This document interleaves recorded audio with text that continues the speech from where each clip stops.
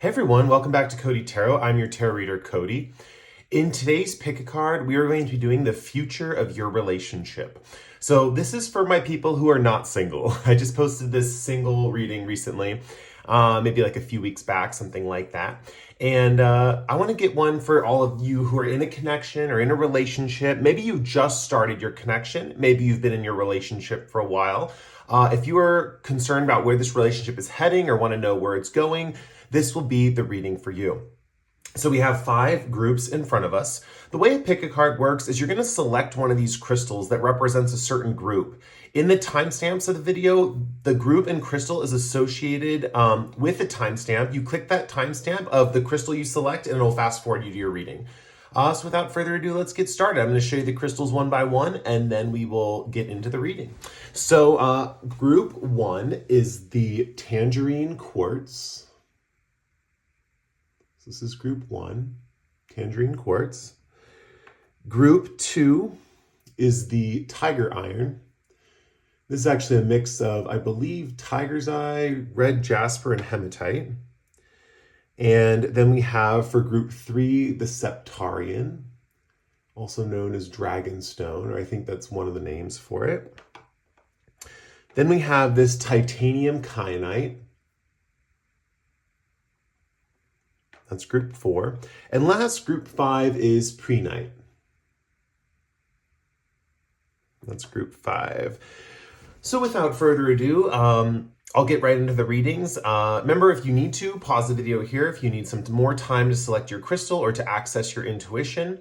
And with that said, let's get on with the reading, starting with group number 1, the Tangerine Quartz. Hey group 1, this is if you chose the Tangerine Quartz, so let's get right into your reading, all about the future of your relationship.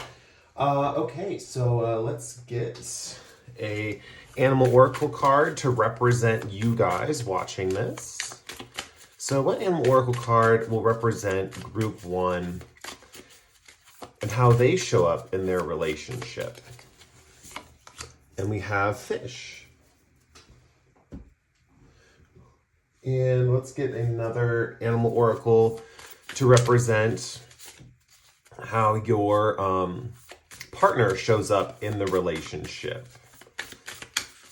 Now remember, this could be just a connection that you just formed. You're just curious how it's going to progress. Or it could be something you've been in for a long time. Okay, let's see. What does the partner resemble? We have tiger. Cool. And then I also want to get a love story oracle card for you guys.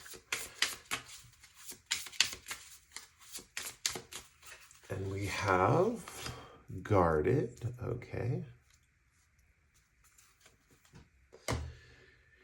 And let's get some tarot cards to see the storyline or the timeline of this relationship. Let me put this right here.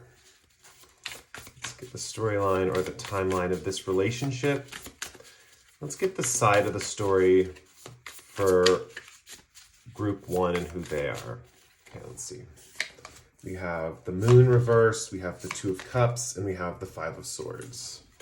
Then let's get the timeline for group 1's partner and their timeline for this connection.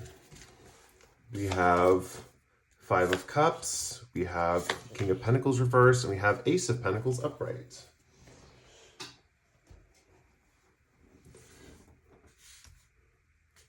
Let's put these here, here, and here.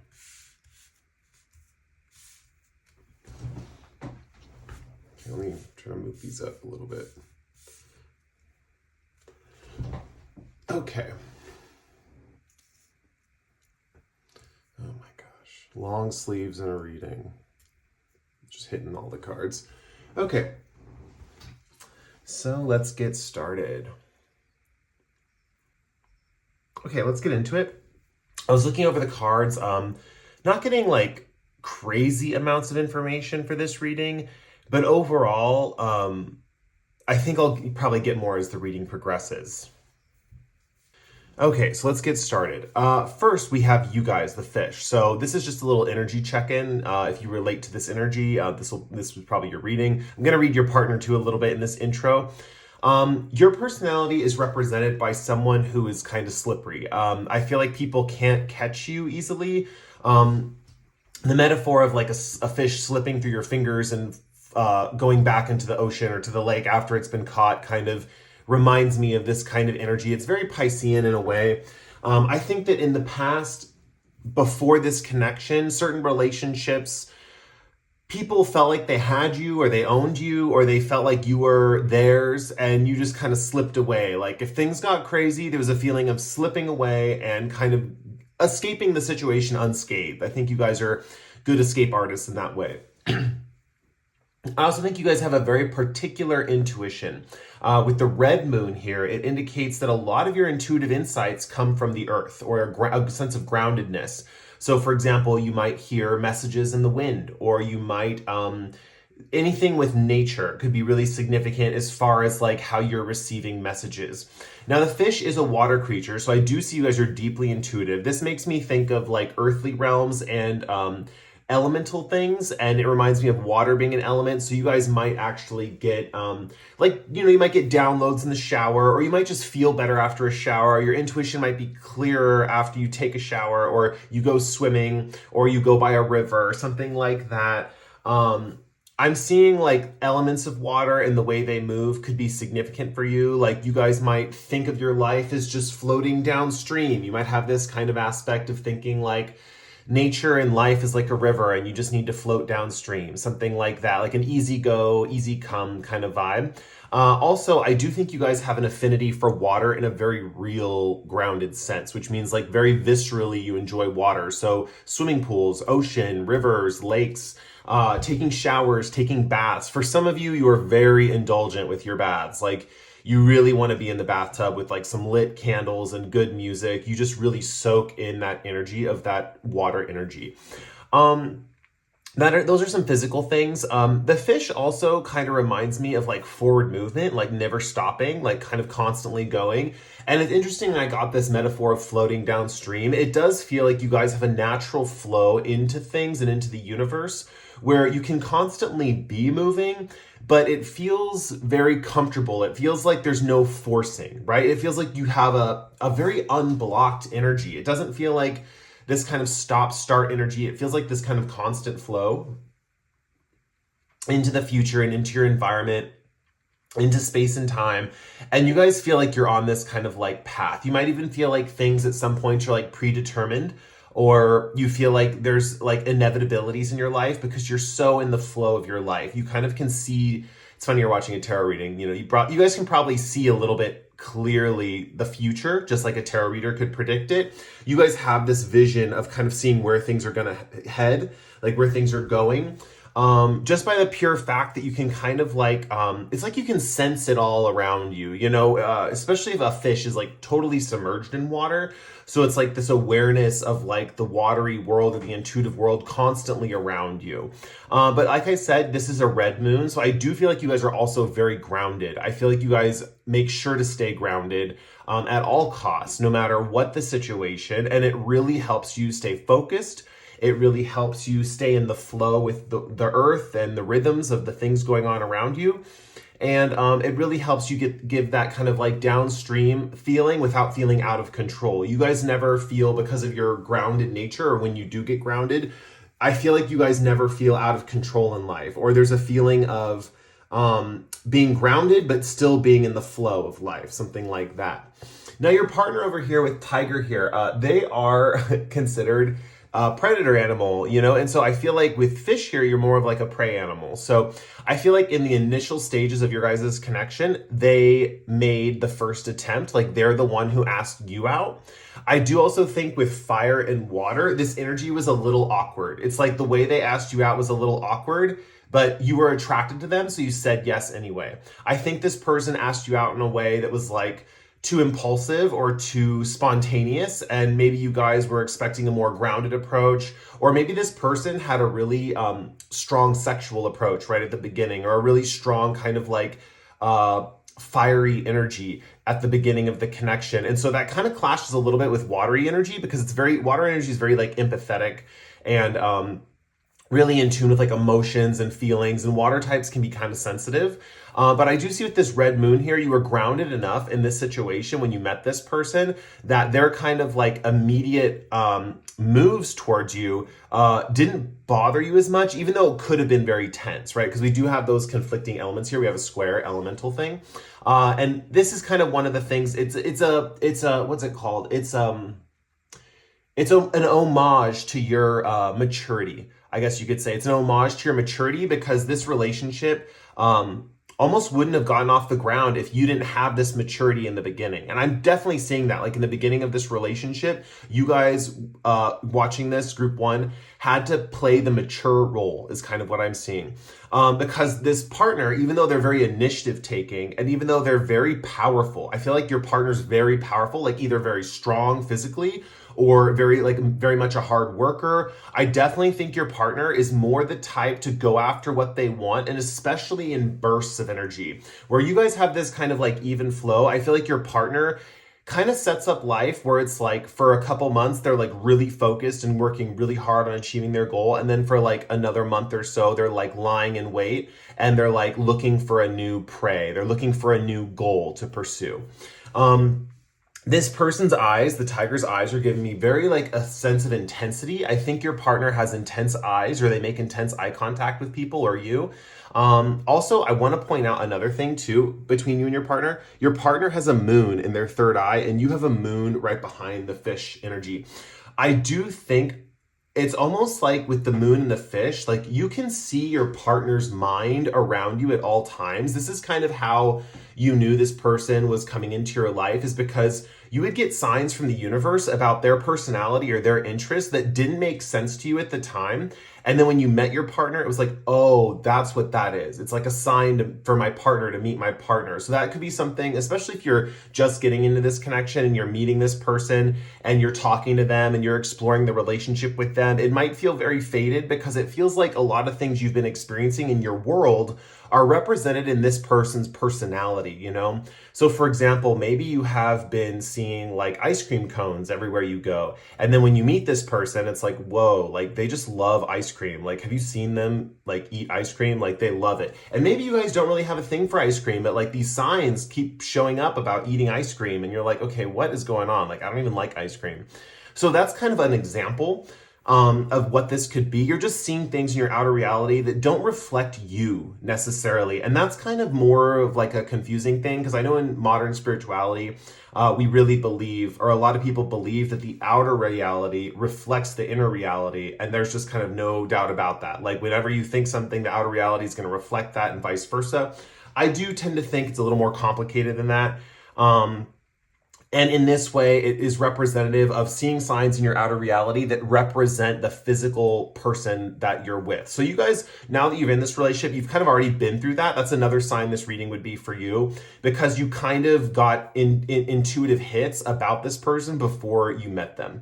Also, I think this person is really tapped into your mind. I think they're really aware of what you want. I really think they're aware of your motivations. I think they're really aware of how you move in the world. This is definitely the type of person who knows you're a good person, right? They got into this relationship because they know you're a good person, right?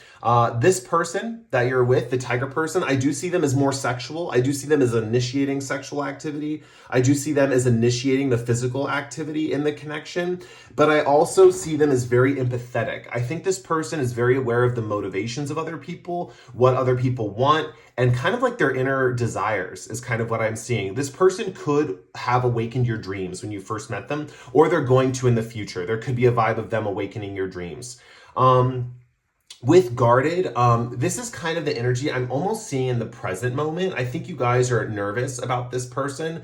Especially for those of you who just started the connection. For those of you who've been in this connection for a while, depending on how long you've been together, guarded just indicates also like your initial guardedness towards each other became a guardedness towards the world.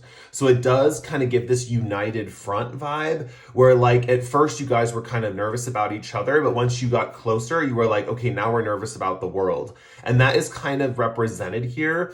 That has its downsides and its plus sides. On the plus side, you're a united front. Like nothing can shake you. You have this protective shield here. You have barbed wire around you. No one can penetrate you or get inside. On the downside, you're less connected to, I mean, you guys will always be connected to the world around you. Like that's just, there's no doubt about that. But there's a feeling of less integration of the relationship with other people. There's a feeling of not letting other people in to see what your dynamic is. It's like feeling very private, or that your relationship is very, you guys are very secretive about it, instead of like flaunting it for all to see, something like that. You both could have very strong Scorpio placements. Scorpio is associated with secrecy. Scorpio is also associated with discovering the truth, but I tend to see Scorpio as more like wanting to be behind the scenes, or a feeling of kind of like secrecy in some way. Yeah, I think with guarded here, there's this feeling that you guys are trying to protect your heart. You know, we have a heart behind this shield. So it's like you guys are trying to protect your heart.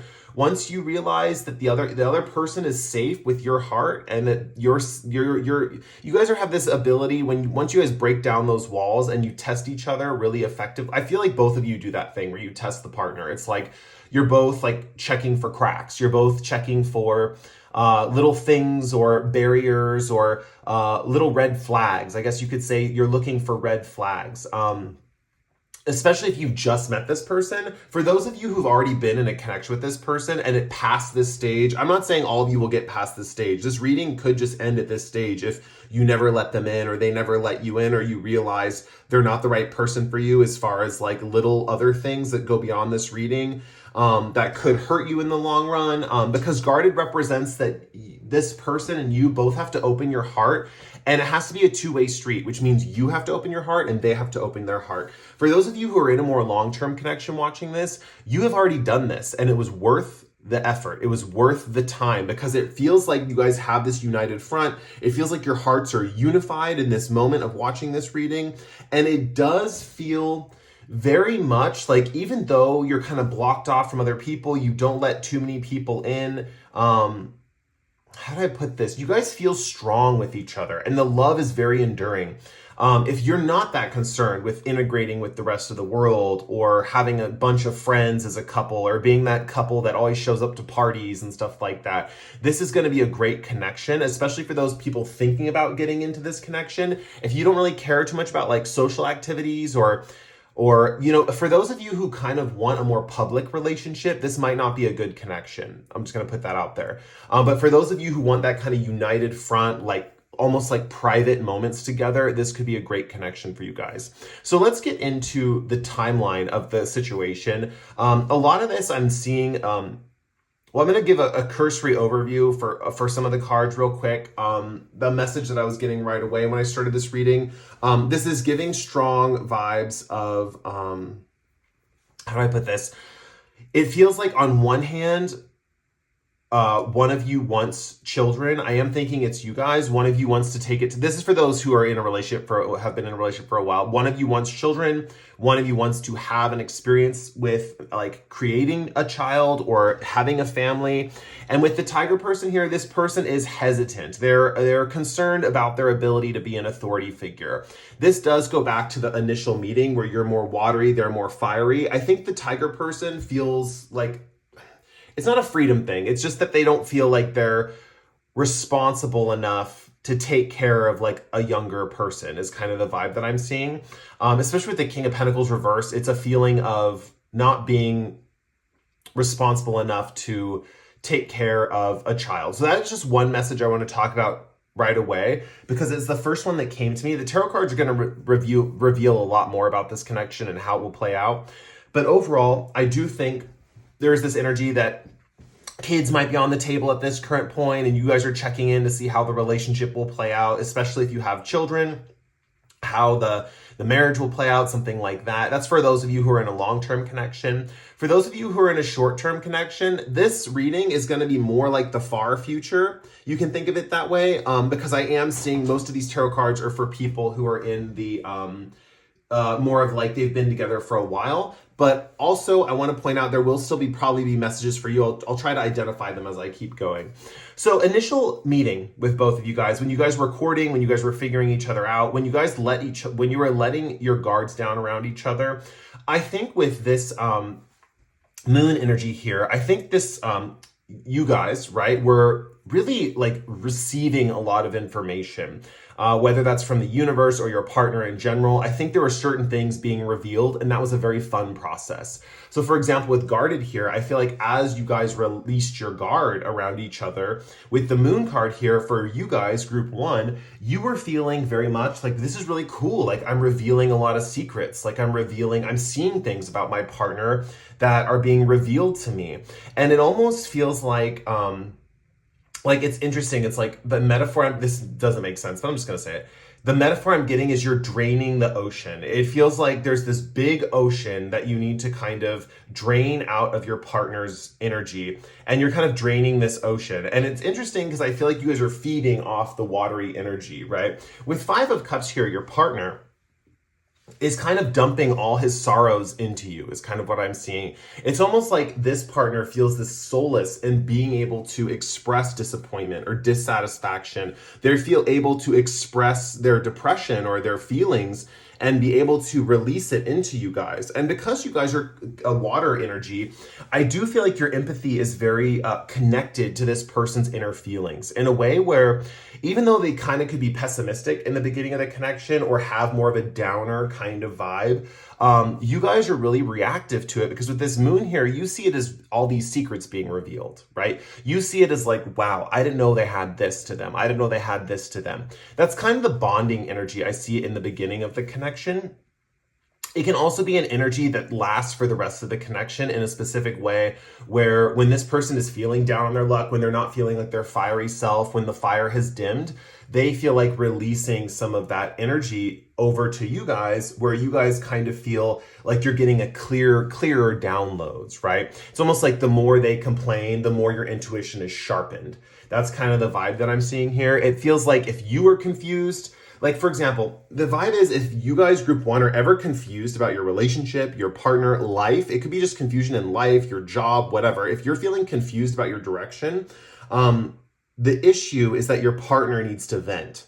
That really is the solution. It's like, if you're feeling confused, your partner needs to vent. For those of you who've been in a relationship for a while, this is like, you guys know this already. But when your partner vents to you, it clears up your intuition. It clears up how you can see things clearly, right? I really do think there needs to be some times where your partner, the tiger energy, needs to be a little pessimistic, needs to be a little down, needs to be able to express those negative feelings. And for you guys, it just almost brightens up your day. It's almost like, wow, I can see things clearly because of all the stuff they're telling me, right?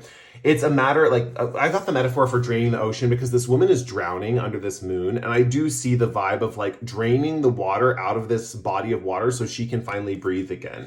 And that is something that the moon card kind of indicates upright. It's not really, I always see the moon card is not really like intuition, but kind of like the aspect where like intuition's being blocked, essentially. It's almost like because the moon is full, it's like there's too much chaos around you, or there's too much, like, it's hard to explain.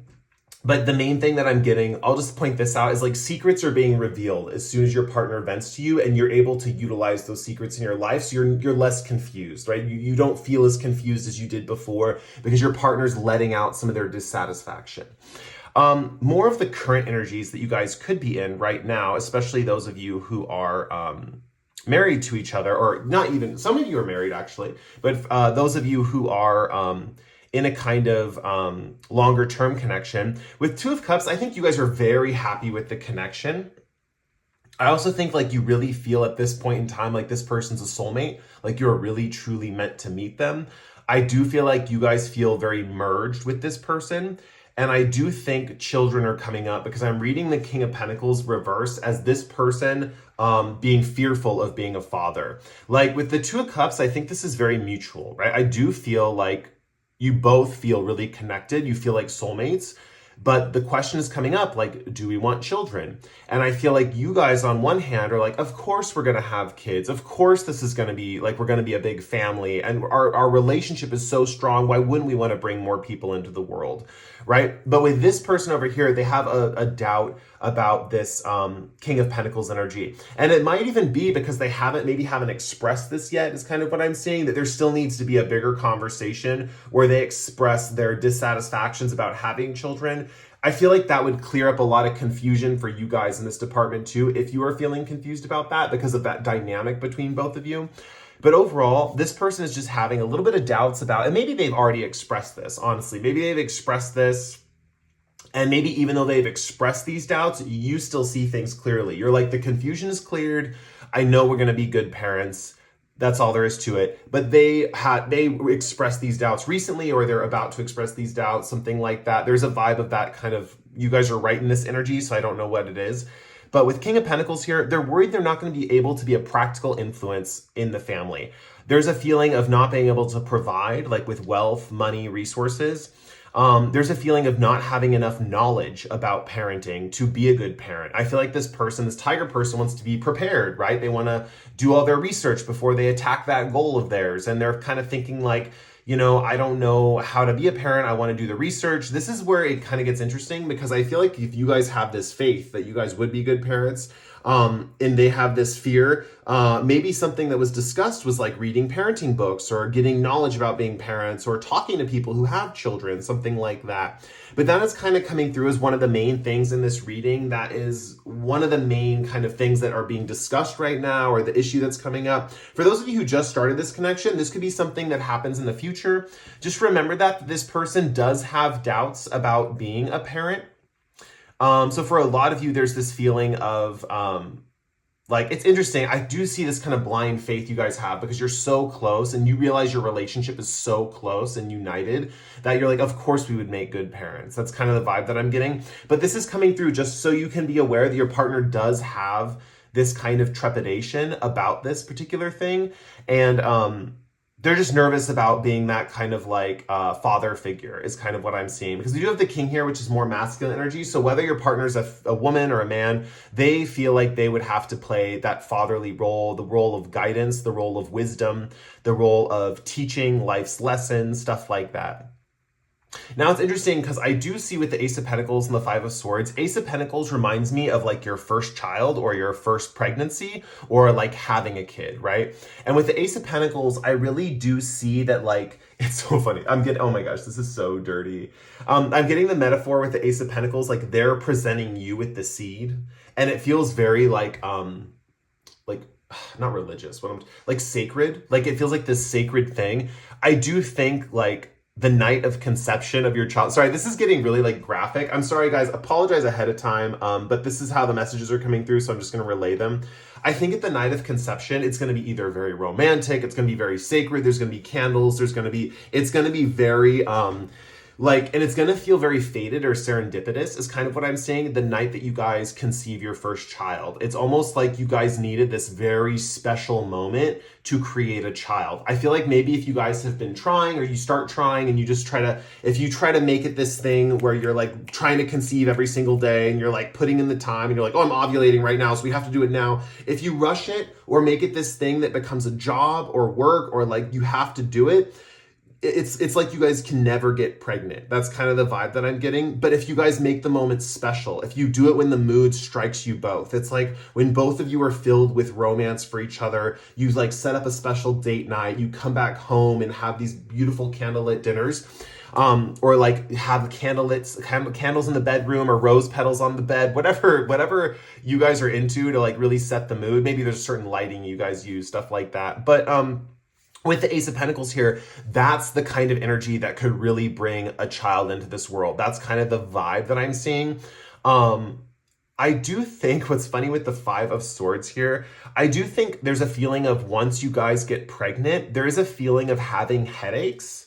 A lot, like getting lots of headaches. So just be aware of that. I don't know how I would deal with that because I actually don't know too much about like prenatal care, like if Tylenol's okay to take while you have a baby or something like that. So I don't know what you could do for those headaches, but maybe something to research ahead of time, because I do think there could be a feeling of like headaches.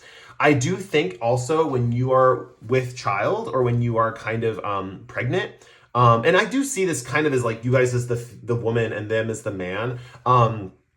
If this is your partner who is getting pregnant and you are the one who is, how do I put this? That is, presenting the seed or whatnot, your partner, you could be having a lot of headaches about your partner in the pregnancy stage. So for example, your relationship could be tested a little bit if your partner is like pregnant and either having cravings or is moody or whatnot, and you guys are the ones who have to like provide, and you're getting a little bit of headaches from having to do this because your partner's not acting how they normally act.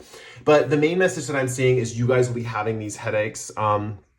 I also think at the same time, your partner will be having a lot of success in the world, because we do have this guy really successful over here.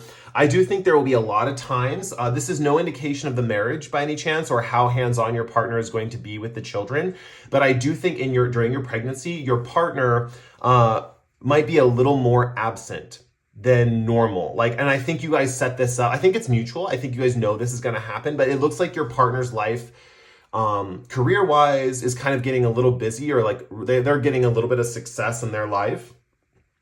And on the one hand, this actually makes them more optimistic about being the provider for the family, because they're like, oh my gosh, this came at a perfect time. Once we have this kid, I'll be able to support the kid even more. You won't have to work or whatever. There's a feeling of having enough income coming in. So when you do have the baby, there's this feeling of, oh, we can take care of this child together, right?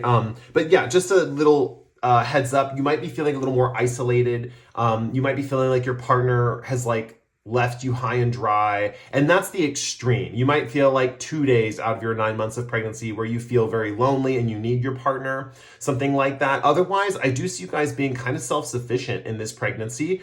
Yeah, your partner will be there to help you. Also, I'm hearing and seeing friends helping you when your partner's not around, like girlfriends or guy friends or whatever, or whoever is like around that you feel is like a support. For some of you, it's family, but I'm specifically seeing for a lot of you, it's some kind of friend that gets involved or like helps you out.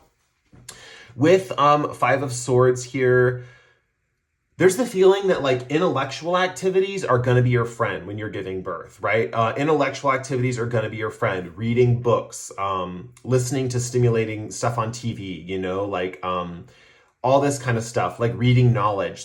There's something about really knowledge that feels comfortable at this time. And I think it's really good for the baby. I like I said, I don't know too much about pregnancy and stuff like that, but the messages I'm getting is that reading a lot, studying things, getting into like some kind of academic subject, whatever that is, or doing problem solving, like Sudoku or crossword puzzles, something like that. Whatever the kind of mental exercises are while you're pregnant, it could ease these headaches. It could also, for some reason, I'm seeing your baby being smarter the more intellectual stuff you do while the baby's pregnant, if that makes sense. There's a feeling of like the baby coming out either smarter or like an enhanced child in some way, or like very healthy. Like I feel like the baby is going to come out very healthy or something like that if you do these intellectual things. First of all, it's great because they're easing your headaches. And second of all, I really think that I don't know, there's some beneficial thing with your child, like if you do this kind of intellectual stuff, and it's kind of like cumulative. So like the more you do it throughout your pregnancy, I'm really seeing like your child coming out a specific way where they're either advanced intellectually or they're like extremely empathetic. Whatever the case may be, there's a feeling of advancement with your child. It's almost like the intellectual powers are growing what's going on in the womb. Now, I don't know if there's any research to prove this. This is just the message I'm getting. This does remind me of like stuff like where people play classical music for the kid when they're in the womb to like stimulate the child's intelligence and stuff like that. But I'm specifically seeing like you stimulating your own intelligence. And yeah, doing things to soothe the headaches in general, like for when you're pregnant, right? It's funny because this ends up towards the end of the relationship, right? It ends up as kind of like the final point where you're going to know for sure how this relationship will play out. I really think this is kind of, sorry, my throat's getting a little itchy, but I really think this is kind of one of the final like obstacles in your guys' relationship is like, will my partner be a good father? Will my partner be a good parent? I'm pretty sure they will be, but they're having doubts. It kind of could be an obstacle right now. But I do think that once you are pregnant and they've given you their romantic, beautiful seed, sorry, it's so dirty, so graphic. Apologies, guys, in advance. I'm definitely not like, I don't think I'm breaking the YouTube code of conduct, whatever. But yeah, with the extreme like triumph in the background of this guy, I do think your partner, once you're pregnant, their attitude totally flips into a different direction, and they're actually getting a lot of success, or they're coming into some money or something like that. Another symbol of the Ace of Pentacles is someone giving you money, or your partner being able to receive money at this time, or just having more success in their career. And you guys, it's funny, like when you're pregnant, you're like, okay, I wanted kids, but I didn't realize I was going to have this much strain. It's kind of like, I see you guys as kind of like cranky pregnant women or something like that. So like intellectual stuff's going to really help with that. Easing the headaches in kind of a really natural way that's not going to disrupt the growth of the fetus. And just in general, I really think that you guys are like, the more you like ease these headaches and work on the stuff that like, and I feel like you crave it. It's like when you're home alone, it's like you're watching TV and it like doesn't satisfy, or like there's something about like doing something you normally do and it doesn't really satisfy, but then the only thing you can do is like study and research and do something very academic, and that's the only thing that really relaxes you in this pregnancy. And it's kind of like this, it's kind of maybe a new thing, I don't know. For some of you, maybe you do already get relaxed by intellectual stuff. But yeah, there's this feeling of that could be the best solution. And I think because it's at the end of the reading, it signifies that there's no more problems in the relationship. The thing about the end of these readings and how relationships will play out, like this one feels very optimistic, but the way life plays out, it can change, or the end can change like what happens. Like I know I've done a few celebrity readings on my channel, and I always kind of leave the last part open-ended, or I've learned to leave the last part open-ended, because it's not so much about the ending, it's about the journey to get there, right? And so what I'm seeing here is like, most likely you guys will have a kid, start a family, they'll be a good dad, stuff like that. That's really what it's leaning towards, what I'm seeing it as. But there's also a possibility, slim chance, mind you, that once you have the kid, there is a feeling of separating with this person and just having a kid, something like that, and them leaving, something like that. But overall, with this guarded energy, I feel like you guys are too bonded once you get closer together, and it is a very us against the world kind of vibe. I really don't think this would happen. Very slim possibility, like 0.5% of 100% possibility this could happen. But I just want to leave that out there. I don't want you guys to get like, and also this might be a message too, like to not stay content in your connection, to not take it for granted, right? To always keep the connection alive. Like I mentioned, that romance, right? Going on romantic dates and stuff like that, like keeping the romance alive, I think is really going to fuel your guys' relationship together. And with Two of Cups here, I think you guys crave that anyway. I don't think there's going to be any lack of that. So yeah, it all looks good, actually. I think this relationship's going to play out in a beautiful way. Like I mentioned, to those of you who just started this connection, this is kind of the stage you're in right now, like breaking down barriers.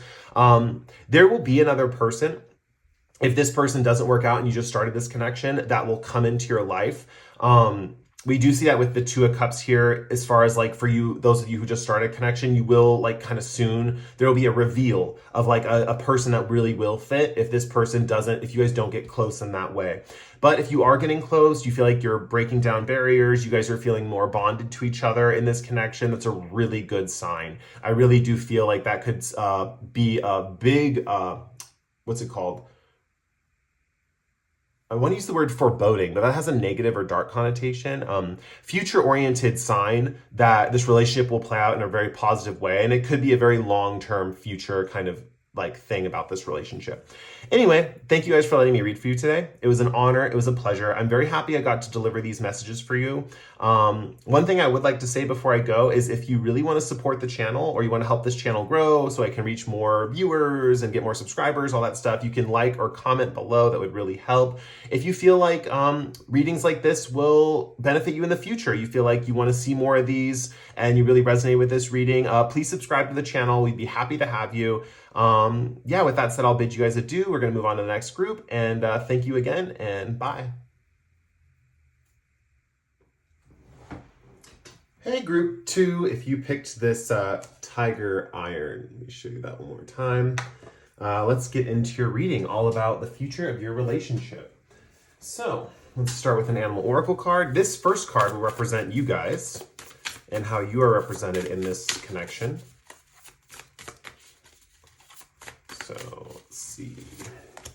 We have Dragonfly. Then we're going to get... Oh yeah, I'm putting the deck down, but I need to get another card from that. Okay, so now we're going to get your partners, how your partner is being represented in this connection.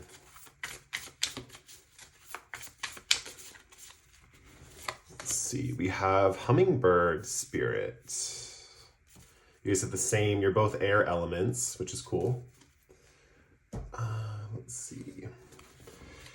And let's get a Love Story Oracle card for both of you for the future of your relationship. And we have Chemistry.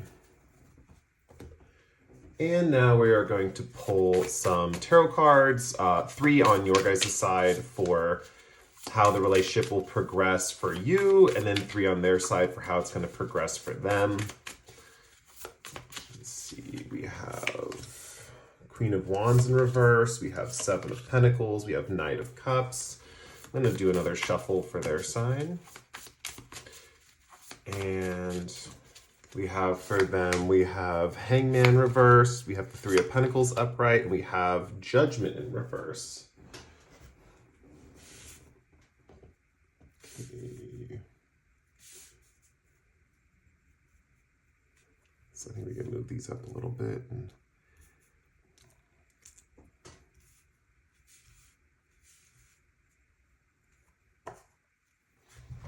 Does that all look good? Yeah, that's good enough. Okay, so let's get into your reading.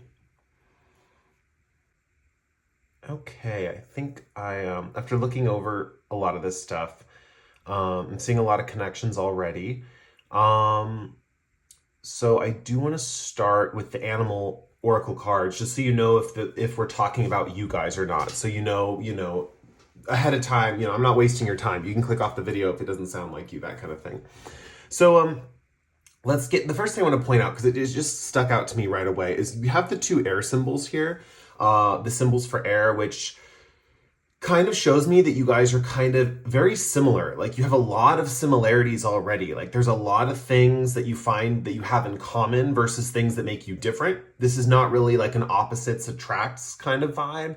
This is definitely more of like a 2 peas in a pod. It's like, wow, there's so much like me and I'm so much like them. And for some reason, you guys just love that connection. With the chemistry card here, it feels very much like this is the current energy, at least, of just loving this kind of vibe of like, oh my gosh, you're just like me. And then your partner being like, you're just like me. It's almost giving me the vibe of like couple that's so cute that they might be annoying to others, something like that. Like people who are more jaded might look at your relationship and being like, oh my gosh, that's too happy, something like that.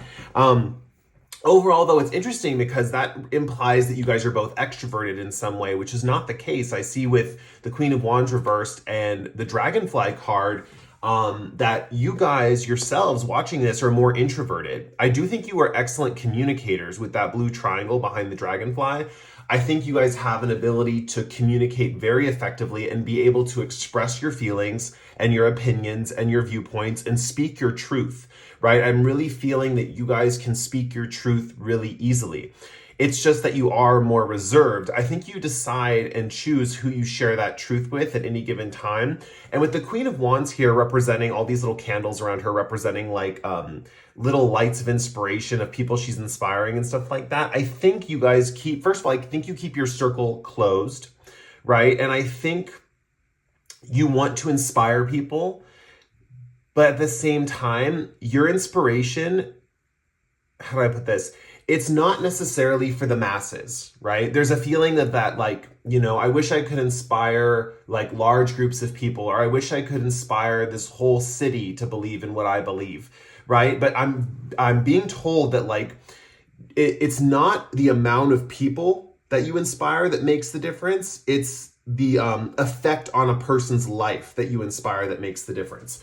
So I do think that you guys have this sense of an inspiring presence, but with the Queen of Wands being in reversed, I'm reading this energy, first of all, as like two things. It's like you guys get a lot of inspiration from others as well. Like you draw a lot of inspiration from other people and you want to feel like you can give back in that department. It's like, wow, this person has really helped me grow, or this other person has really helped me grow, and so really helped me grow in this department. I think you guys are lifelong learners in that regard.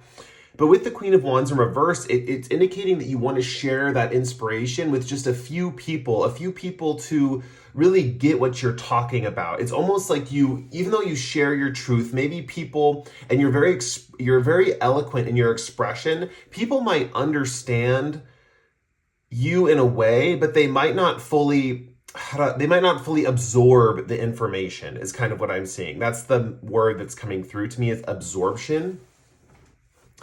I think ultimately you will find a select few people who will absorb your inspirations and your handle on the truth effectively. I think also something that's coming through, you guys might have really niche political viewpoints, something like that, where it's like maybe you see how one thing on one side of the political spectrum is really good, but if there's like a warring political party or a political party that's opposite that party, you might see something on their side that's also good. So I see you guys kind of going back and forth between a whole bunch of different positions. And this doesn't have to be a binary thing. This can be like, wow, I see this. I mean, okay, I'll just use examples that we have here in America. It's like you see something the Democrats say and you're like, oh, that's a really good position. I like that. And then you see something the Republicans say and you're like, well, that's good too. I kind of like that. Then there could be something, and then the thing I'm saying is it goes between all parties, right? So we also have a thing called the Green Party here. And we have like smaller parties underneath the two major ones, but they're very like not known, like most usually. So it'd be like finding little niche political things and learning from those things. And like, there's this feeling that your beliefs, your thoughts and your opinions, your ideas are kind of like, how do I put it? Like they're formed by collecting a lot of information from all around you, right? Especially from a lot of different sources is kind of what I'm seeing. And so when you guys share your truth, it's like your truth could be very individualistic. It could be very separate from what's going on around you socially. I think you're meant to inspire a few small numbers of people. But the thing is, it's not about the amount of inspiration that you spread. It's about the impact. And that's what I'm seeing, especially here with your person, is that eventually you will be impacting their inner world. You'll be impacting their mind, because we see here that your partner that you're talking about in this, like your relationship you're asking about, your partner seems a little confused with the Hangman here. There's this vibe that they seem a little like they're always trying to figure things out, but they're like a little lost in their own head, you know, they're always trying to put the pieces together. I think you guys have a very good intellectual connection. I think you realize this at the very beginning of your relationship. You realize you speak the same language is the words that I'm hearing. You speak the same language. And I do think you're both very open-minded. I think for you guys, you're excellent communicators, and you might not see yourself as open-minded, but you're open-minded in the way you assimilate information. You don't judge what information is coming in, and you let yourself be inspired by anything that is going to inspire you. You guys don't discriminate against information. But I do see that you guys might be seen as closed-minded, or you might even view yourselves as more closed-minded. I'm using closed-minded, and that has more of a negative connotation. If I could think of a word that had a more positive connotation, which there is one, I just can't think of it right now, that would be how you guys kind of feel about yourself. So you might feel that you guys stand in your truth often, or you are like, you stick to your guns, something like that. And so with Dragonfly here, it's the interesting thing, because your guys' opinion matters to you a lot. It's like your opinion matters to you a lot. Even though you collect information from all over the place, you let anything inspire you. When you guys come to an opinion, you're like, that's my truth. That's the truth. And I want to inspire people with my truth that I discovered on my own after collecting all this information. Now, your partner over here is really interesting because their inner world, right? They're kind of the opposite of you in this regard, where their inner world, like needs to hear those hard truths, needs to hear those individual viewpoints, because it's really going to clear up a lot of confusion. The Hangman Reverse is talking about needing to see things from a different perspective, but not being able to. And the runes up here swirling around above this woman's head. First, she's disoriented from hanging, first of all, upside down, and then also upright. So she's like hanging against gravity. This is the most disorienting vibe I'm getting. And so I feel like your person, at least in this stage of your connection, kind of has this disoriented sense of like in their inner world. So they might not like see things clearly, or they might not understand what other people are talking about because they don't have a grip on their own inner truth. They kind of need someone else's inner truth to latch onto in order to, how do I put it, to like feed off of that and like build up their own system. Right? Their own system of truth needs to start from the seed of someone else's truth. And then they can kind of build the tangential arguments off of that. But with Hummingbird here, with the rainbow colors, I'm seeing very much like an acceptance of all shades of the rainbow.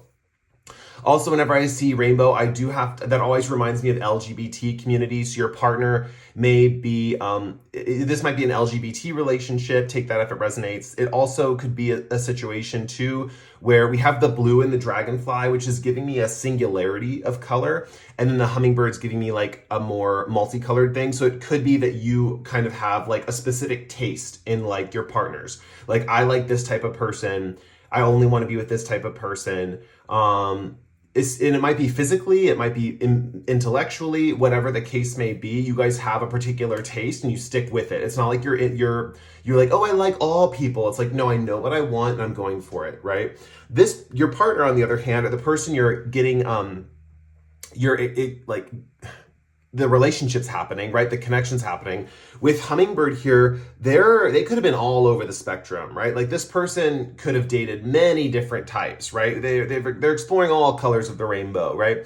Doesn't necessarily have to be like that they're bisexual. They could be, but it's just that they've explored a lot of different things. So like, for example, say you have like preferences for like your partner to have a certain like skin color or hair color or something like that. Your partner over here has experienced so many different varieties of people, from different physical appearances to different cultures to different, that could be sexual orientations. It's interesting because that's only going to apply if you guys are LGBT watching this. I'm seeing a lot of people watching that this person is not exploring those realms, really. They could, but they just haven't. It's kind of what I'm seeing. If this is very much a straight relationship, they haven't explored those realms. They've just kind of explored like different types of people, different cultures. They've experienced all different types of relationships, from like really dominant individuals to really submissive individuals to really caring individuals, to people who are timid, to people who are assertive, to people who are sexual, to people who are like asexual. This person's experience, and they're very curious about all sorts of romantic partners, right? On the love spectrum, they're almost as open-minded as you are with being inspired by ideas outside yourself, right? That's kind of how I'm seeing that kind of connection. So it's interesting. Right now, I'm thinking that with the air sign, you guys immediately found a lot of stuff to talk about. You felt so similar, lots of common interests. There's a feeling of being really in sync with each other right away. There's this really strong aspect of chemistry, but there are differences. And so what I was just talking about, their openness and then your openness in the different realms, and then basically having more of like a security, and then them having the confusion. These things are like puzzle pieces that are going to click together and that are going to kind of feel comfortable in this relationship. So let's get into chemistry here. I think you guys are meant to make and create and bond. I'm seeing bond because we're seeing the little chemistry symbols, and I'm thinking of a chemical bond. I do think that this is the kind of vibe of like instant attraction. So for example, this is the vibe of like, you guys, as soon as you saw each other, there wasn't like a getting to know you stage. There wasn't like oh, I don't know about this person, I have to like judge them first, or I have to put them through a test or anything like that. There's a feeling of just instant bonding, instant attraction.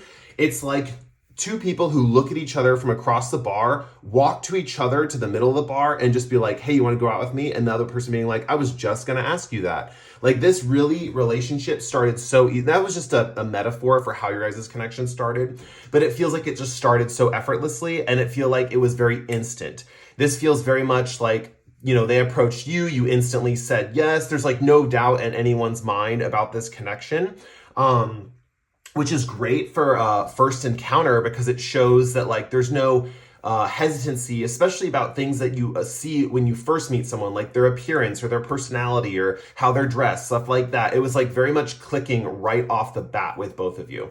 And both of you kind of respected the other person's outer appearance or their initial personality that they portrayed. I definitely think that you both kind of had this feeling of knowing that you wanted to get together. In this like moment, it's like, okay, you both knew like, okay, we want the first date, I think even like conversation was really good because of the two air symbols. I think you guys both had a lot to talk about. I think you both expressed a lot of different opinions or ideas. Maybe with the dragonfly, you didn't quite express your deeper inner truths at this point. And with them, they probably didn't express their deeper confusion at this point. That is something that is going to click with both of you in the long run. I even think it clicks like soon. Like it's either really soon that it's going to happen, especially if you just met this person like last week. This is going to click really soon, like within another week or two. But for those of you who just met this person, it's been like a month, 2-3 months, something like that. You've already experienced this kind of click of like, wow, like you clear up my confusion. Wow, you're so smart. Like your partner is going to say these things to you. Wow, you really have a grasp on things. Wow, you totally understand what's going on in the world. Wow, that's such a unique viewpoint, and it totally clears up a lot of my confusion. That's the other thing too. It's like both of you are very like individualists, like as I guess you would say, like you're very separate from like what the common man thinks, This can be a beautiful thing because you're always going to have a unique perspective. This is giving strong vibes. For some of you guys, you don't like this couple, but it's giving strong vibes of like Megan Fox and Machine Gun Kelly when they were together, like both very different from society, and then kind of it was like an us against the world kind of. I mean, I did a reading for them a while ago on celebrity readings. And it was kind of like this us against the world kind of thing. And that's kind of the way I see you guys, like not necessarily against the world, but it's very much the us factor. It's very much like, oh my gosh, we're so similar and there's no one else like us. I've never met anyone else like me before. Oftentimes this happens with people when, it happened to me at one point in my life, but this happens with people who feel so different from other people or so individual and like separate from society, and they just feel isolated and alone. When they meet someone else who's like feels that same way, and then those two people click, that's like a definite way that like two soulmates come together just to show each other that like it's not meant to be about connecting with the all around you. It's about connecting with an individual and exploring that love fully and deeply. It's interesting because I think often you guys were thinking when you met this person, you were thinking like, how can I get more friends? How can I be more well known? How can I connect more with other people? And on their hand, they were thinking like, man, I'm just so sick of being confused. Like everyone I date, everyone I talk to has a different opinion, a different idea. And these ideas are just swirling around in my mind, and I have no way to put them into a coherent thought or a coherent singular point of thought that I can build off of, right? And so the thing is with the hummingbird person, it's very interesting because, they've been around, they've experienced a lot of different types of people. They're really accepting in that regard, right? They're really adaptable in that regard. They've had a lot of different loves over their life. They even seem kind of passionate in some ways, but at the same time, they are struggling to understand the deeper truths.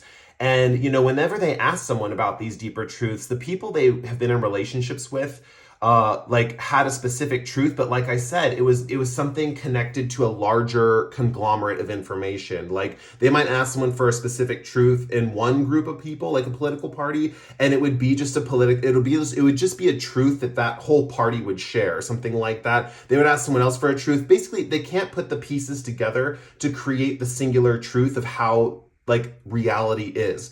And like when I say that lightly, because that's definitely how reality is for you two, but it might not be how reality is for other people, right? But the core truth here is that both of you can understand the world better, well, especially your partner, when they hear your truths that you've come to decipher yourself. yeah, I think that you both, even though you're both looking at the outer world and experiencing the outer world in a very similar way, where you could talk to someone with a certain political belief, and then you could go talk to another person with a totally different political belief.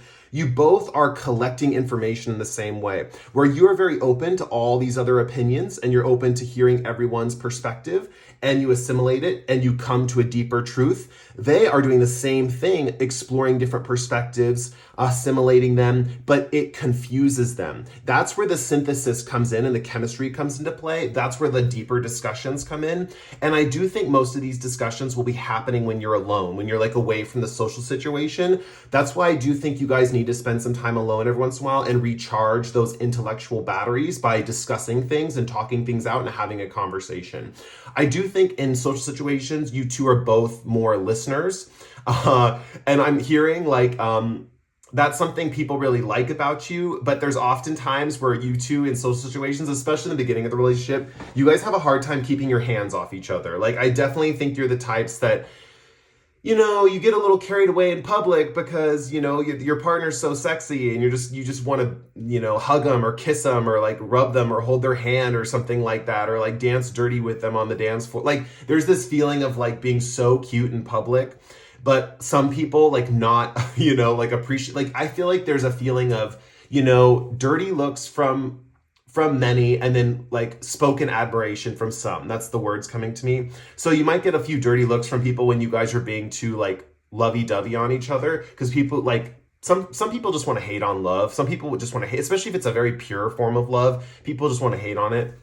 But other people are going to come up to you and give you personal compliments about your relationship. Like, wow, you guys are so unified. Wow, you guys are so unified. You have this kind of like connection that seems so perfect.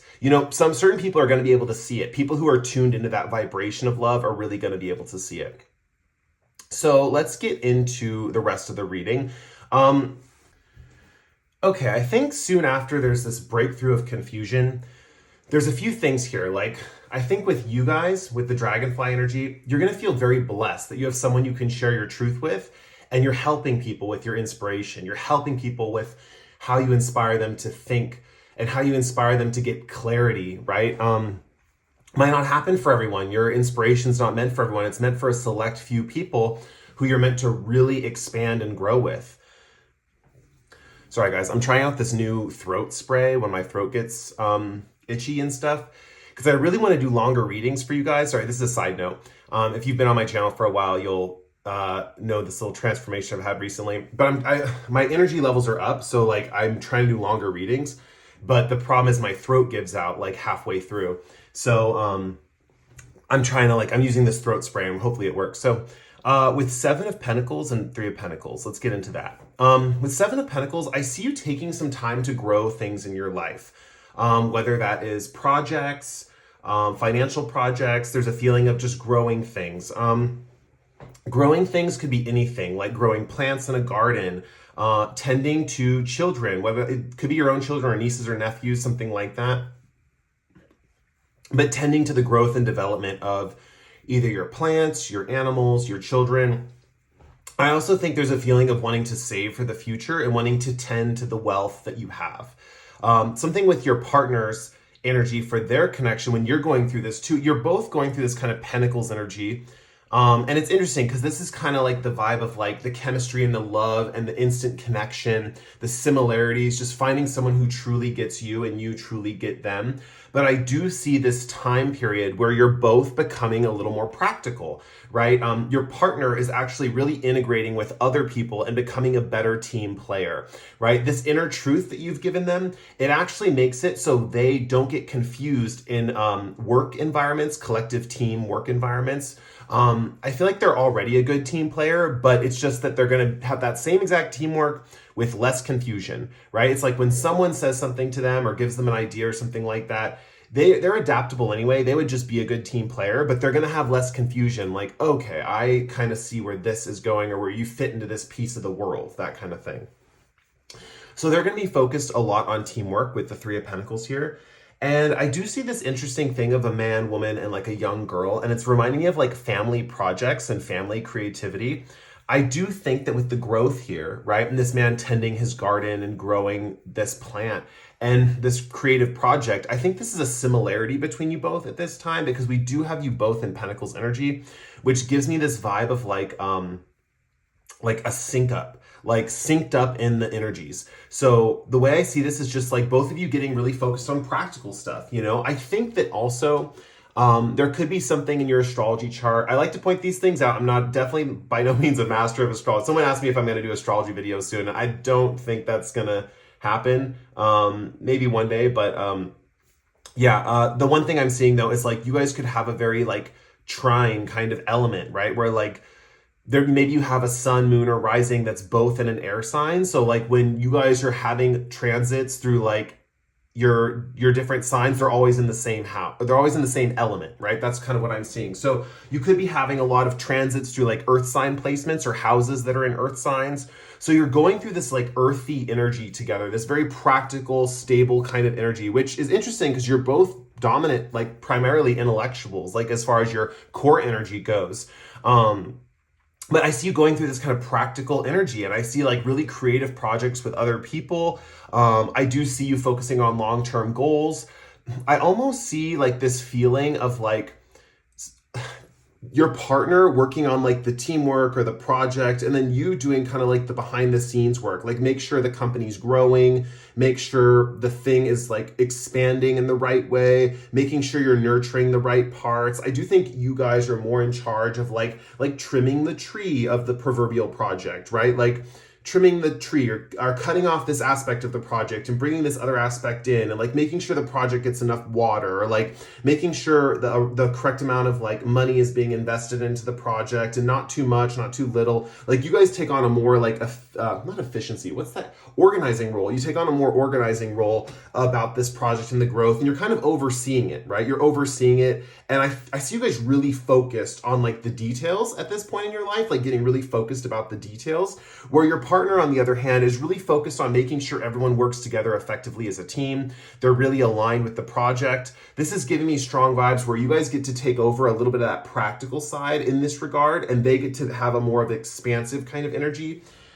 I'm trying to think of how this would play out astrologically. I'm trying to think of what earth sign would have the most team focused and what earth sign would be the most detail focused. But you guys might be having some kind of transit with that. Trying to think. It's giving like the absence of Taurus energy. So what are the signs? It's like Taurus, Capricorn. What's the last one? Virgo. Yeah, this is giving like Virgo, like details, like paying attention to the details, stuff like that. And this is kind of in a way giving like Taurus, Capricorn. It's hard to say with that one. I don't know if I would take that only if it resonates, because I'm having trouble coming up with the exact signs these two energies would be. Maybe it's just different for a lot of you.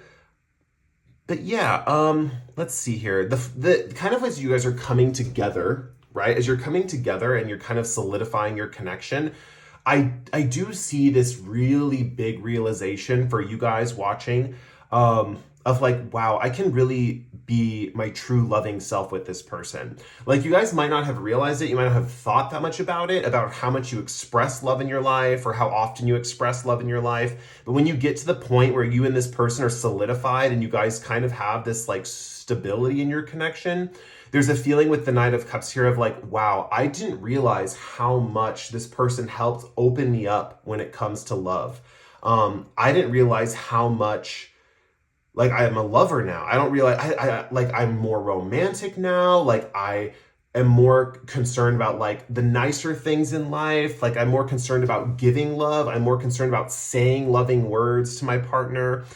I do think with the wings on his shoes, I think there's going to be a lightness that you're going to start to feel as this connection progresses. There's a feeling of flying that's a present here, and it makes sense. You're both that earth energy, so it's like flying and levitation and floating and being free and being lighter than air and not being tied down is like really important for both of you.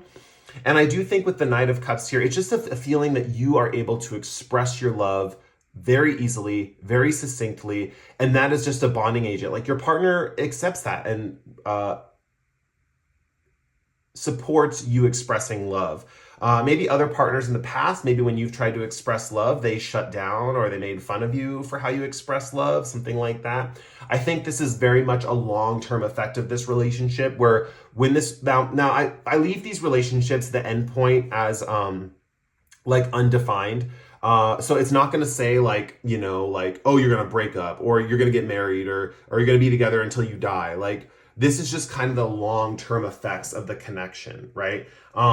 It does feel, I'm going to say this, it feels very harmonious. Like this, I wouldn't see you two breaking up. You would have to have like, maybe like for some kind of reason maybe that you would break up, but like basically like the big thing you gain from this relationship, and that when you solidify into each other, which just means that like if the relationship is going to continue after these realizations, it's going to kind of just go kind of smoothly, and there's not really much more growth that could happen. There probably will be events and stuff, but like there's not much more growth as far as like your development and integration into each other as a couple, right? But yeah, I just think that like looking back, and like I said, if you guys are like together for a very long time, like until old age, which is a very high chance for this group, with the Knight of Cups, I do see this feeling of like, I know how to love now. Like I'm confident in my ability to express affection. I'm confident in my ability to love others and to share with others and express loving words to others. It's this really powerful feeling because it's almost like you guys at this point, and it's interesting, at this point watching the reading, I'm getting the message like, you guys don't think about love like this. You don't think about like, you don't realize how like maybe an offhand comment someone said to you once like affected your ability to express love. And maybe you guys just think like, oh, I'm just not expressive with love, or I'm just more focused on ideas and concepts and integrating ideas and finding my own truth and trying to inspire someone with my truth. That's something that you guys might be thinking a lot about. But as far as like love goes, you guys might be in this kind of stage of like, it doesn't matter if I express love or not, or I can just be in a relationship however.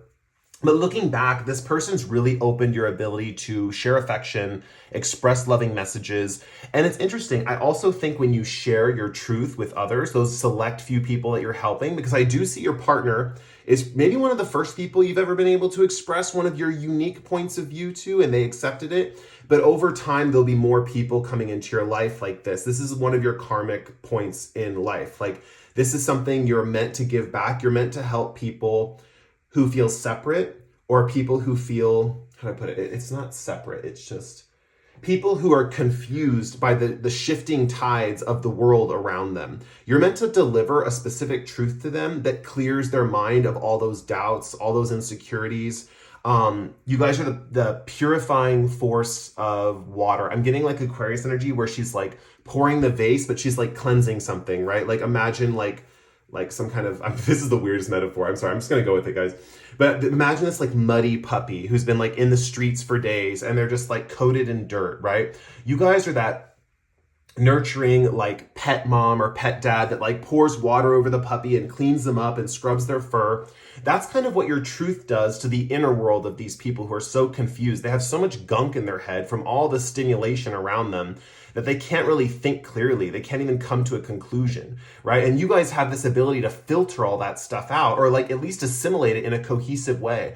You guys really know how to put the pieces together, right? With chemistry here, this is kind of like you're in your own head being a scientist, you know, trying to figure out what works and what doesn't. Anyway, with Knight of Cups here, sharing that love, expressing that love, it's also going to come through when you express those truths to people. So instead of just saying a truth and someone having to accept it or assimilate it, it's going to have the flavor of a loving, caring touch to it, especially as you get older, especially as you become more mature. This is the long-term growth that this partner is going to have over you, have an effect over you. The long-term thing that you have over them, and it's so funny, I keep saying long-term. I didn't say this for the last group, and the last group was very cohesive. I think they kind of felt like they could stay together too, actually. But there's this feeling of like a very long-term effect after meeting this person. But with Judgment here, right, this is a freedom of the inner mind, right? This is also the idea that you can let your inner world soar and feel awakened, right? Your inner world you don't have to constantly suppress your inner world or try to control your thoughts because you're just worried they're going to overtake you. Like, it's almost like this darkness around the hummingbird. That's kind of how I'm seeing this person's inner world, or how it was. And so one thing that they feel comfortable with in the connection in the long run is how free their inner world feels, right? it's almost like it doesn't so much become about the truth that you give them and this truth that centers around things and that they can build off of, right, to clear out their confusion. It almost becomes an emptying and a freedom to be like, I can think whatever I want because I know that like eventually I'm going to discover some kind of truth out of all this, because I finally found it with my partner. My partner finally connected the dots in my head and got me to think of this true thing, got me to think of this true perspective. And with the Judgment card here, it's really interesting because I do think you guys have this sense, sorry, I'm talking to your partner now, not you guys.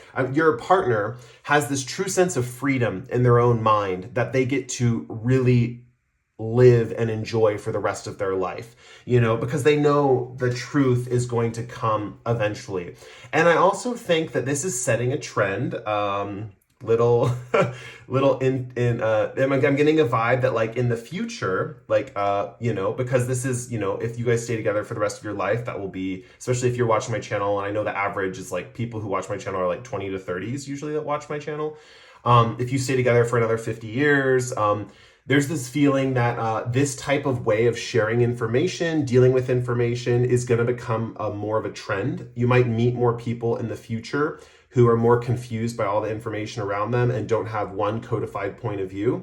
And I really think that your guys' needs in the future, it's interesting right now, it's almost giving me, and I know that you're supposed to share it with a select few, but it's almost like it sets the trend for like how people absorb information, how people analyze information. It's interesting, we have the Seven of Pentacles here. You guys could even capitalize on the way your mind works, like how you process the disparate information to come to an underlying truth that is cohesive for yourself, but maybe doesn't jive with the rest of the perspective, and accept that truth for your sense of peace of mind and other people's peace of mind. You might be able to find a way to market that, just a little business idea for you guys if you're ever curious about that, like as the form of like some kind of form of therapy or some kind of form of like, I don't know how it would manifest, honestly, but I see something like that for you guys because it feels very trendy. It feels like the way you guys communicate, because you're so unique and individualistic in this regard that it would be very, what's it called? How do I put it? Like, wanted. There's something wanted about the way you two process information and deal with it. I also think you'll be in demand, especially if you're listening abilities, because people will want to talk to you because they feel like you're really learning from them, yeah. Let's see. So basically with your hummingbird person, they just have this freedom in their own mind, and they're free to make their own judgments about things. Like they have this ability where they've latched on to your guys' ultimate truth, and they have this way of like using it to make specific judgments in their own mind. So this can just be like developing a strong ethical backbone, right? Like this hummingbird person is going to have this ability to be like, I know what I'm going to do. I know if this is going to be wrong or right. And I'm going to be able to do this. How do I put this? Like, they're just going to be clear in their actions, right? They're going to know right from wrong. They're not going to make any kind of ethical mishaps, not that they did before, it's just that they're sure in their beliefs. It's like, they don't have to question, like, am I making the right decision? Did I say the right thing to someone? Or did I say the mean thing to someone? It's like, no, I know what I said to someone and I felt good about it and I'm going to stick to that, right? It's giving me like confidence for your partner, like your partner coming into a form of like confidence, surety, cohesiveness within their own mind, and their ability to branch off and learn other information because they have these core underlying truths from you guys. And remember, this is a back and forth.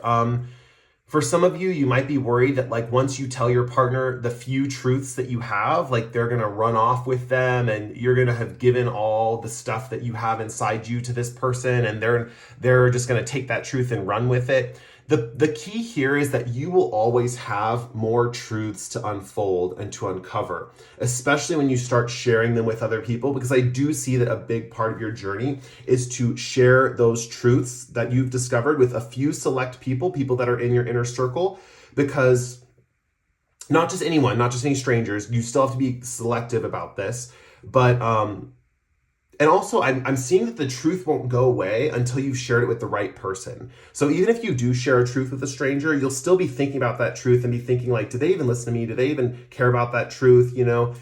when you share a truth with the right person, it's almost like that truth doesn't hold as much weight in your own mind anymore. You still will remember it. It'll still be a core truth of your essential being as the dragonfly, right? But there's a feeling of once it's shared with the right person, your vessel is filled for new truths to come in. And that's something that I see with the hummingbird and the dragonfly as far as like a connection for a long-term connection. There is a strong vibe of just like learning things from people, them getting kind of confused, you discovering truths, going in private, you telling them the truth, them getting less confused, and then you're like cleared, you're like, okay, we're cleared, you have delivered the truth, they feel clarity, then you guys can go back out and socialize. So there is this oscillating effect of needing to retreat every once in a while to mull things over, to discuss ideas, to really get into that little chemistry lab of ideas that you guys have as the two air symbols here. So I'm going to end your guys' reading here. I hope it resonated or was accurate in some way. I hope it was even insightful, possibly, if it felt like that. And if you guys want to help out the channel, you can always like or comment below. If you feel like these readings or this reading was accurate and you feel like other readings in the future might be accurate for you, please feel free to subscribe. And with that said, I'm going to go to the next pile. Thank you guys so much again for letting me read for you. It was fun. It was a pleasure. I will catch you guys in the next pick a card. See you later. Hey, group 3, if you picked the Septarian, let's get into your reading. Okay, so first we're going to pull some animal oracle cards to see an animal oracle card for you guys in your relationship currently. How you're represented in this relationship. Let's see, your guys' animal oracle card is octopus. And then we need to get an animal oracle card for your partner, how your partner is represented in this relationship. And we have lion. I got the word lion, like if you were talking about lying down in a country western song or lying to your partner in a country western song, like, like I'm lying on the hammock, or like my girl was lying to me, something like that. So that would be for some of you if any of those things resonate. I don't even know why I thought of hammock. Maybe there's something in there too. We have memories. Okay, and then we're going to get your tarot cards and we'll get right into your reading. So let's get 3 tarot cards for how group 3 will progress into the relationship with their partner. We have 6 of Cups, Page of Wands, and the World card reversed. And then let's get some cards for how group 3's partner will progress in the relationship with group 3. Let's see, we have the King of Cups, we have 4 of Swords reversed, and we have the High Priestess.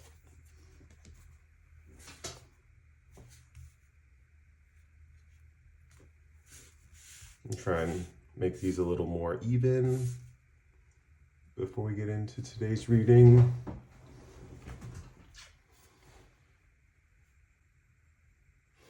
It's so funny, before I start, I'm still looking over the cards and stuff, but this lion metaphor of with this 4 of Swords energy where she's lying in the nest, and I got that message about lying in a hammock. Your partner could take lots of naps, Cats actually, I think, what is it? They spend like 2 hours of their day awake and hunting and like 22 hours of their day just like passed out and asleep, especially lions. There's some kind of, I don't know the exact numbers, but there's some kind of ratio where like lions sleep more than like the average animal, or they just sleep a lot and they're only hunting for part of the day, something like that. Let's see what else I see. Okay, cool. Let's get into it. First, I want to talk about you guys individually as group 3, so you will know if you picked the right reading. So you guys are represented by the octopus here. A few things that come to mind with the octopus. I do see this like illumination in their mind, like with all these different colors in their head. This is reminding me, especially with memories here, of having a really good memory or having a ability to memorize things really effectively. This could also be future thinking, like thinking of things about the future or thinking of things that have yet to come, stuff like that. Because anytime we have like a really good memory, we can always kind of tap into the future and vice versa. Like if we have a really good sense of the future, we can always tap into our really good memory, stuff like that. So it does kind of, there's like a spectrum there. But I do see you guys are mainly focused on memory and kind of remembering things. I also see with the octopus and its many tentacles, I do see you guys had a kind of a grip on like all things around you. You might be the types of people who are kind of tapped into everyone's energy, or on the flip side, you're trying to interact with everyone's energy all at the same time. I do think that you're really effective at this. I think this is something that comes kind of easy to you guys. I also think, interestingly enough, that you guys can make yourself invisible whenever you need to, right? Like if you need to drop off the social scene for whatever reason, you guys could easily make yourself like not known. You can easily camouflage yourself. I do think with the octopus energy here, you guys might be a little odd or different in some ways. I don't think a lot of people think you're strange, but I think there might be a few people who kind of view you as a little odd. So don't be surprised if you encounter that in life or in general, because I think that that just comes with the territory of being so like how it, like, it's almost like being so available for people and then being so mysterious at the same time. I think you guys do reach out when it counts. And I do think with memories here, you guys express. Memories is coming out in a lot of ways in this reading, but I do think with memories here, you guys hold on to people from the past, or you're not afraid to restart relationships with people from the past. A lot of people, when they watch tarot readings, you know, it's this like dreaded thing, you know, like, oh man, like I can't start a relationship with someone from the past. Like I don't want them coming back, like it's over. But for you guys, I definitely see this aspect of like, you don't mind reconnecting with people. You don't mind reconnecting with people and seeing where things go again, because you guys kind of understand that people grow and change, right? You know that you've seen so much of the past that you know the past does change. You know it's not this thing that's just set in stone, but it does go through an evolution. You know, that's why I want to always say that the past and future are kind of on this spectrum in our minds, you know, because you're seeing the evolution take place.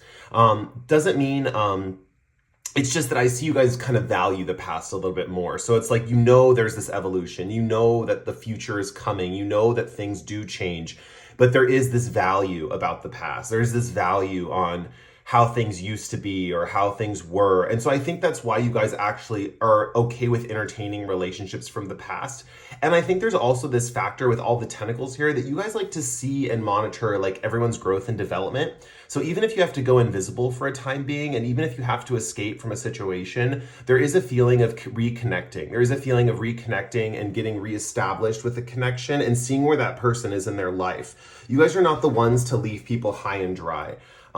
It's so funny because you're involved with so many different people, not necessarily relationship wise. I mean, you could be, this could just be one of your many relationships, but, I definitely see the fact that you're involved with so many people, whether that's family, you know, platonic connections like friendships or relationships or just any kind of connection in general, because you're involved with these connections and you keep track of them over time. There's this feeling of like leaving and reemerging in people's lives periodically. And I do think you guys have, sorry, I kind of lost my train of thought, but I think you guys have this ability to kind of exit and enter people's lives while always keeping a hold on what's going on in your environment. I think you guys are very social, is kind of how I'm seeing you. So yeah, let's get into your partner now. With the lion person, the person you're talking about in this reading, or the person that's coming through. Now, just so you guys know, there might be messages coming through with a relationship that maybe is not the first one on your mind. I'm getting that message strongly for this pile. Sometimes that happens with tarot, especially if you're the type that has multiple connections right now, multiple romantic relationships, or you're in two relationships at the same time. This would be someone who needs to come through at this time, who you need to know about this person. Now it could be the person you're thinking about, but I do think for some of you, you have like two relationships, and maybe when you picked your pile, you didn't know which one, but you picked this pile anyway. This is just one of them coming through. So you should know which person this is as the reading progresses. But the lion person is someone who is kind of lazy, but still a predator animal, right? Like they're still the initiative taker. They're still the one that's going to make the moves on you. I don't think you guys guys have had, you don't have to be the ones to like reach out to this person. Like this person still reaches out to you, which I think is really nice, because I think naturally you guys are the ones that reconnect with people. You're the ones that care about people. You're the ones that are like, how are you doing? How have you been? Stuff like that. Like you guys like to check in. But this Lion person does like to take initiative. It's just that they're very like, they're kind of like you in a way, where you kind of like disappear and then come back. But the Lion person kind of feels like when they disappear, it could be seem like they're not doing too much growth, and that might be a concern for you guys in this connection. But this person definitely like disappears for longer periods and then reemerges and kind of makes active attempts to be in the relationship again. Now, I see when both of you first met, right? They are a fire symbol and you're a water symbol. There could have been a little bit of clash, right? Because you guys have this kind of cerebral nature, but it's also very empathetic, right? Your memories are filled with people you love. They're filled with your relationships. They're filled with your connections, right? Whether that's family, friends, or lovers. And this person over here is a little more impulsive when they're active, right? It's like they sleep for 20 hours every day, and then when they're active, they're just on, right? They are just on, and they are wanting to have fun, and they have this kind of fiery nature to them. Now, for some of you, that side of them is not going to resonate. It's something they haven't grown into yet, but they are going to get more energetic as time goes on, especially when they're awake. It's like and maybe you guys have seen this about them in the past. It's like they kind of have this kind of lazy cat-like thing going on, but as they get older, their energy starts to emerge in those moments when they're awake and active. With memories here, this would be someone you have a lot of memories with. This is definitely someone from the past, is what I'm seeing. This is someone you're reconnecting with, which is not news to you guys. If you're not that type of person, you don't reconnect with people from the past, you're kind of like moving on to bigger and better things. That's kind of your motto. This is probably not your reading. This is someone who does like to reconnect with those past connections.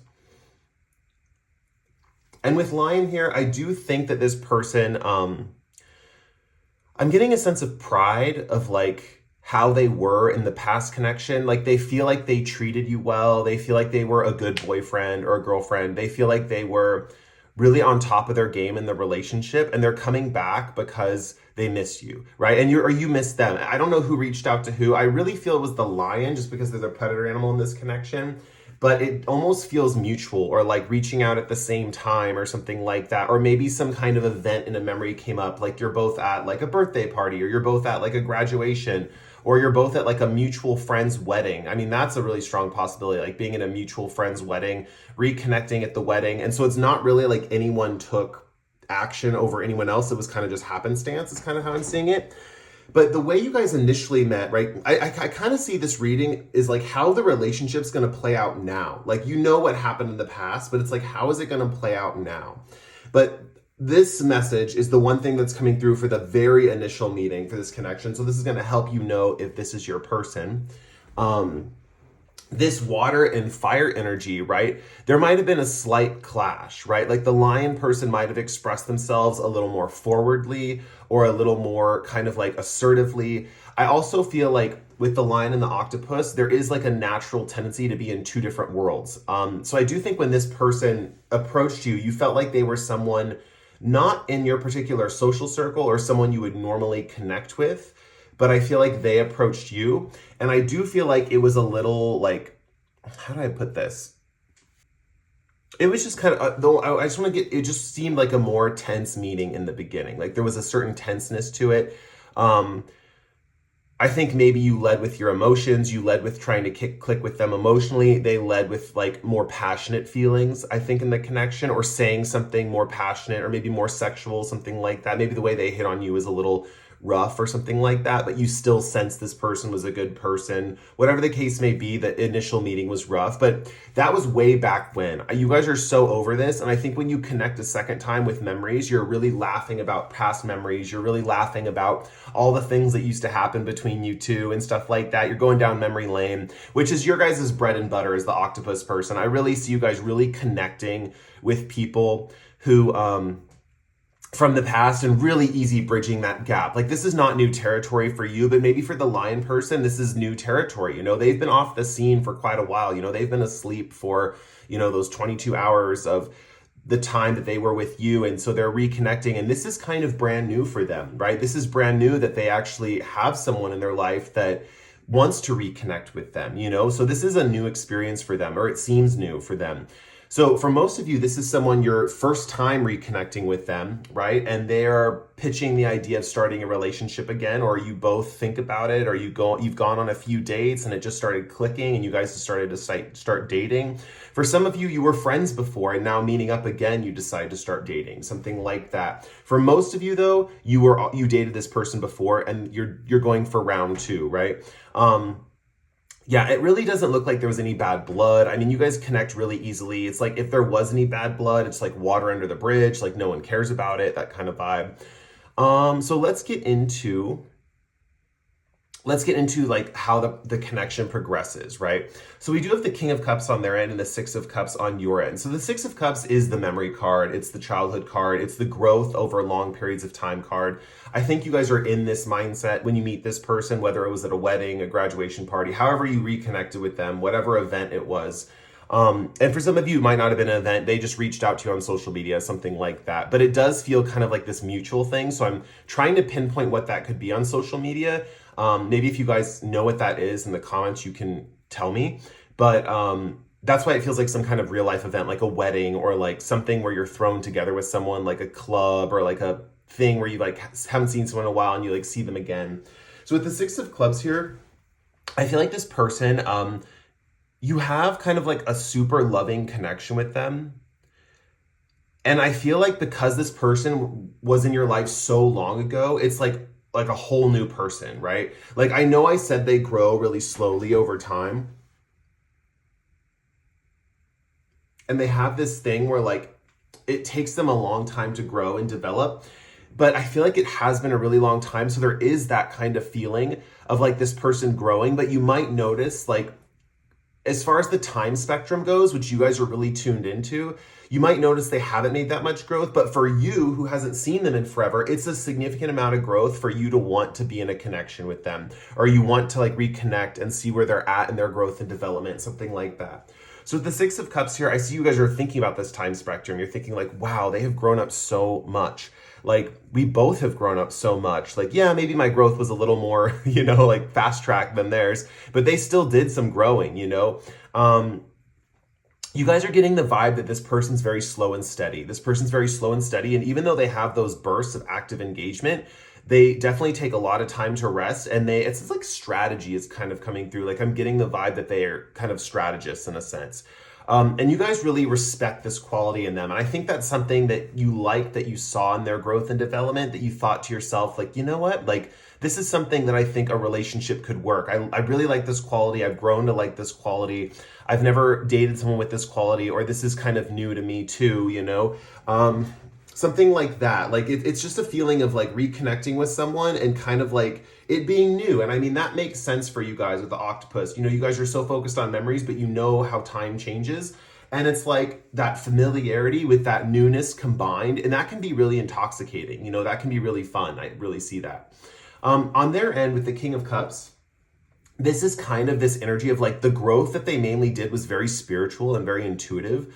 Where before, when they first met you in that initial interaction, it could have come off a little rough or a little too physical or something like that, or a little too, it's interesting. Lions have dignity. So I think this person carries themselves with a sense of pride, even though maybe when they hit on you, it came off a little rough or uncouth. This person's really worked on their intuition.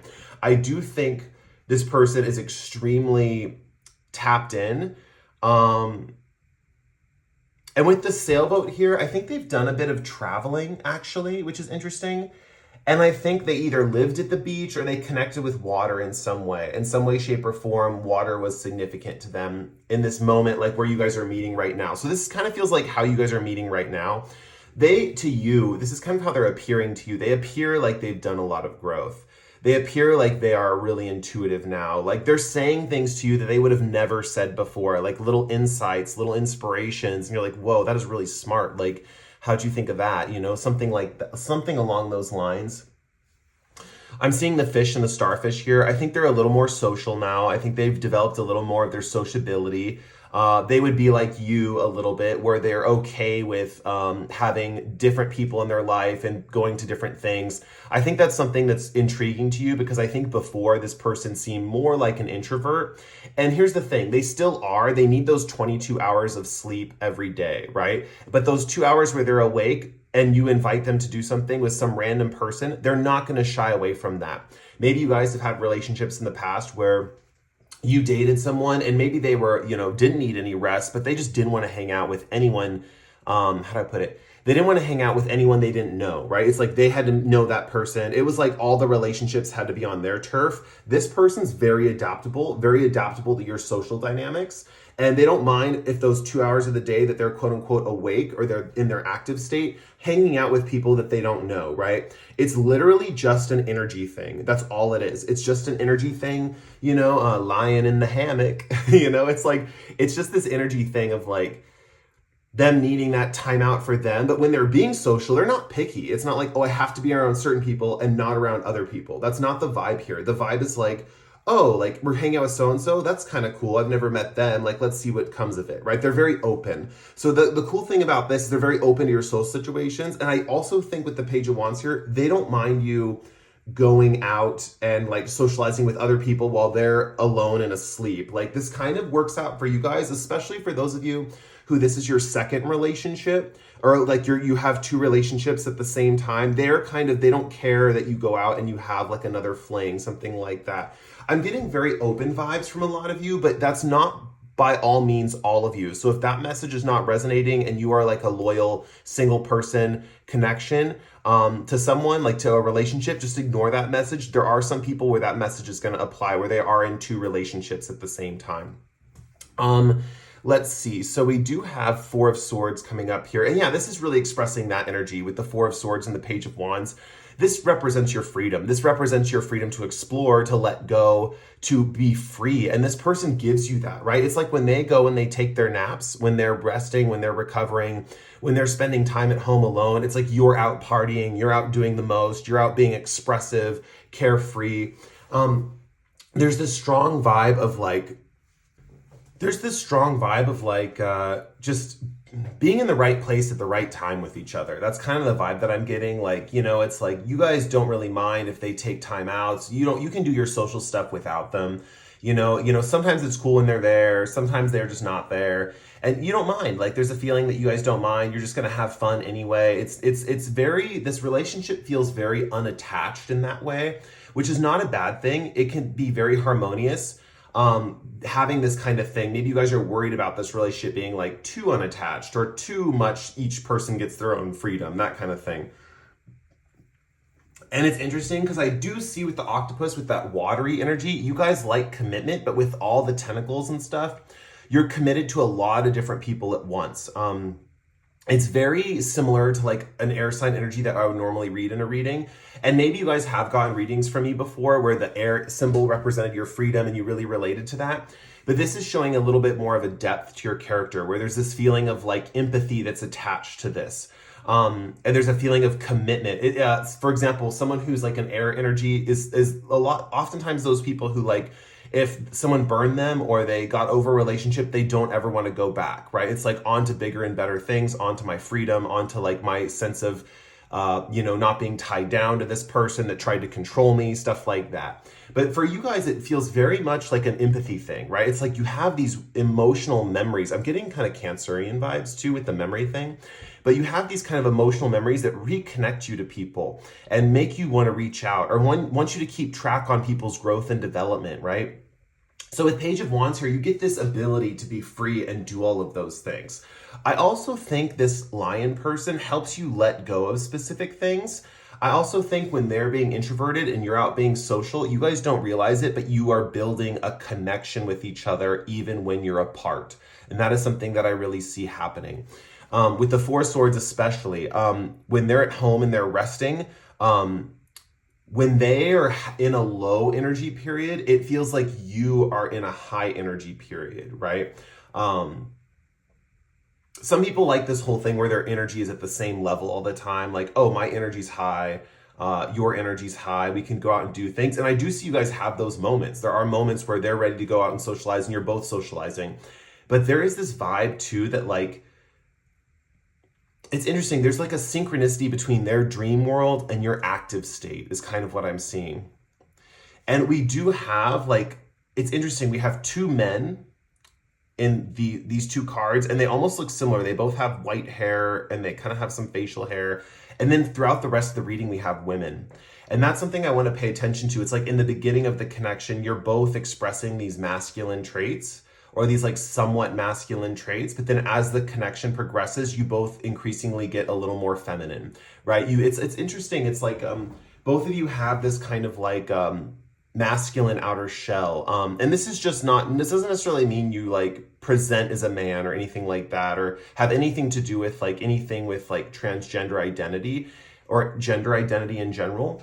But it has to do with like your energy, like whatever that means to you. Maybe they present very masculine at first. You presented very masculine at first when you guys met or when you're reconnecting.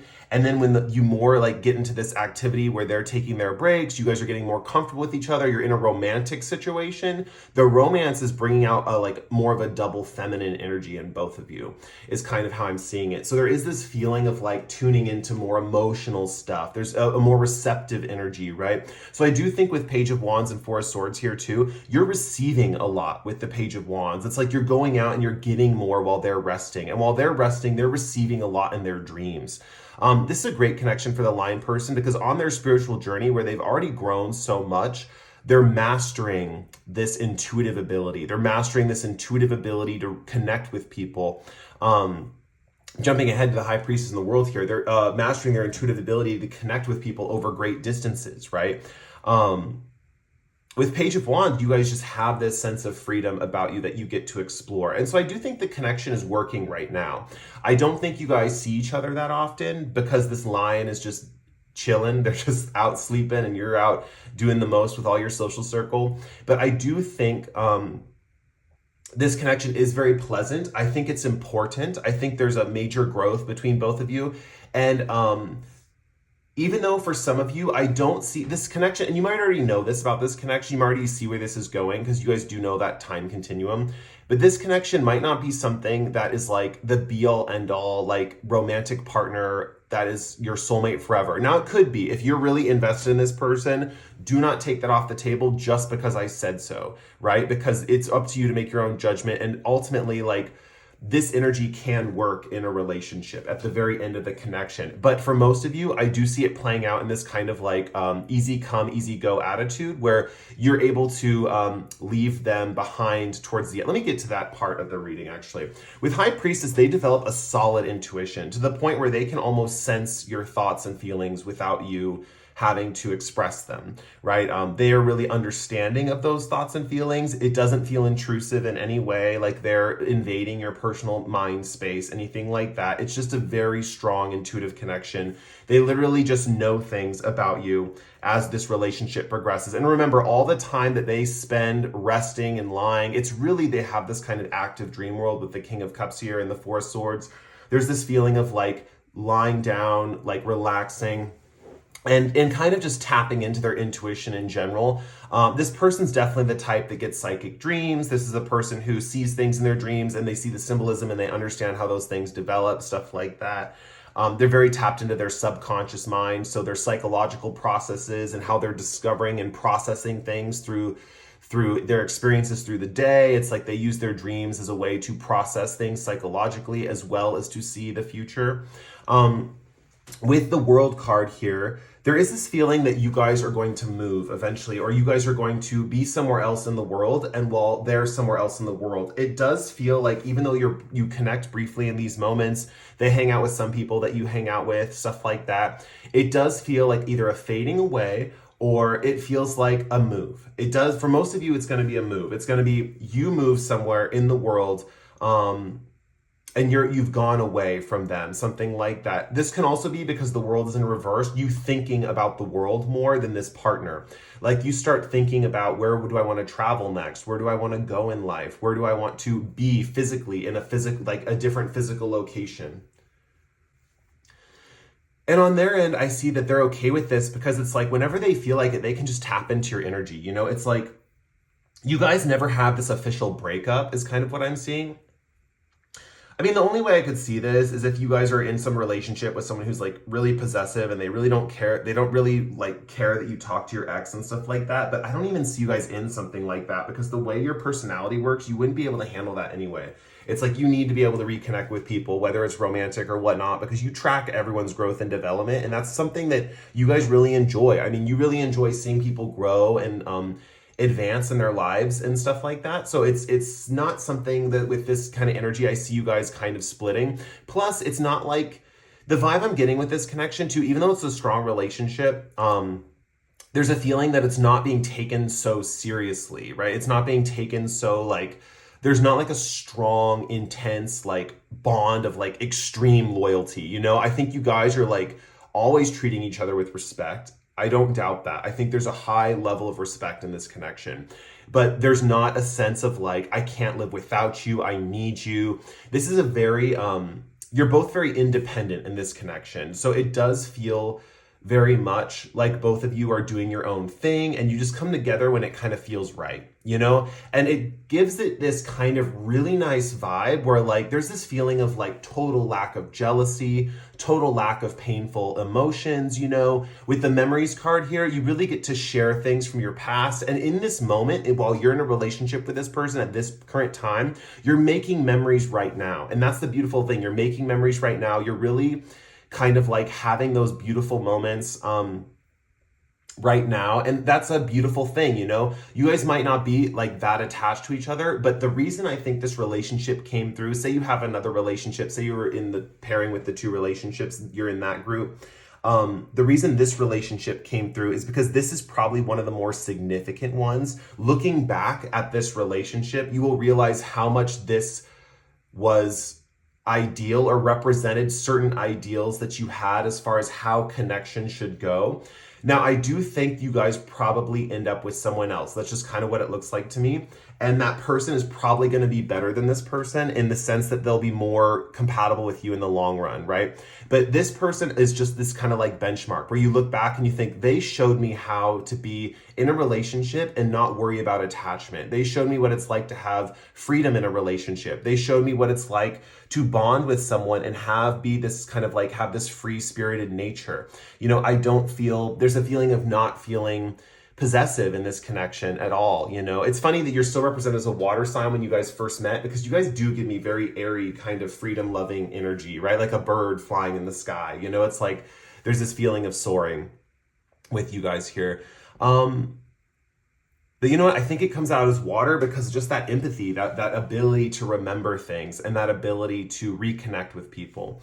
So I do think that ultimately there's this feeling of a psychic connection over great distances. You know, this is the type of person where if you're feeling upset somewhere in the world, and you're alone or you're in a foreign land or something like that, this is the person to reach out with you, especially psychically. You might actually hear this person's voice in your head when you're going through a tough time, and they're pushing you, they're telling you to keep moving forward.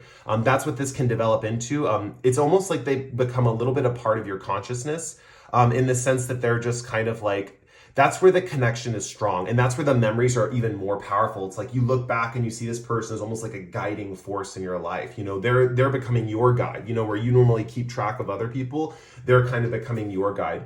And I see they're kind of like that, even though I don't see them going with you to this other part of the globe. It's like they're in your head in a sense. Like they're always represented as this soothing feeling of like comfort and stability, because there's this lack of like trying to control you essentially with this person. I'm trying to see if I see anything else. I really feel like there's more messages here and I'm just waiting for them to emerge.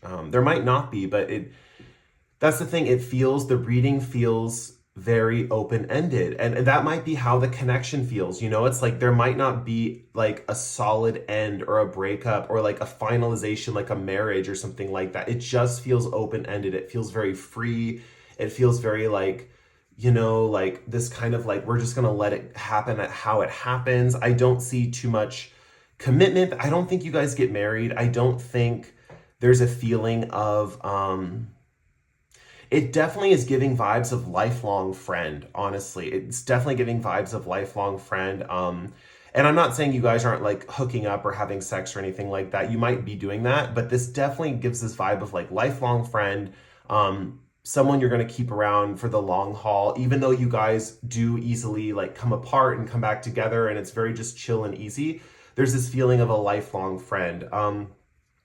With the World card here, like I was saying earlier, with the them like kind of representing a part of your consciousness that keeps pushing you forward when you're having those down moments, you know.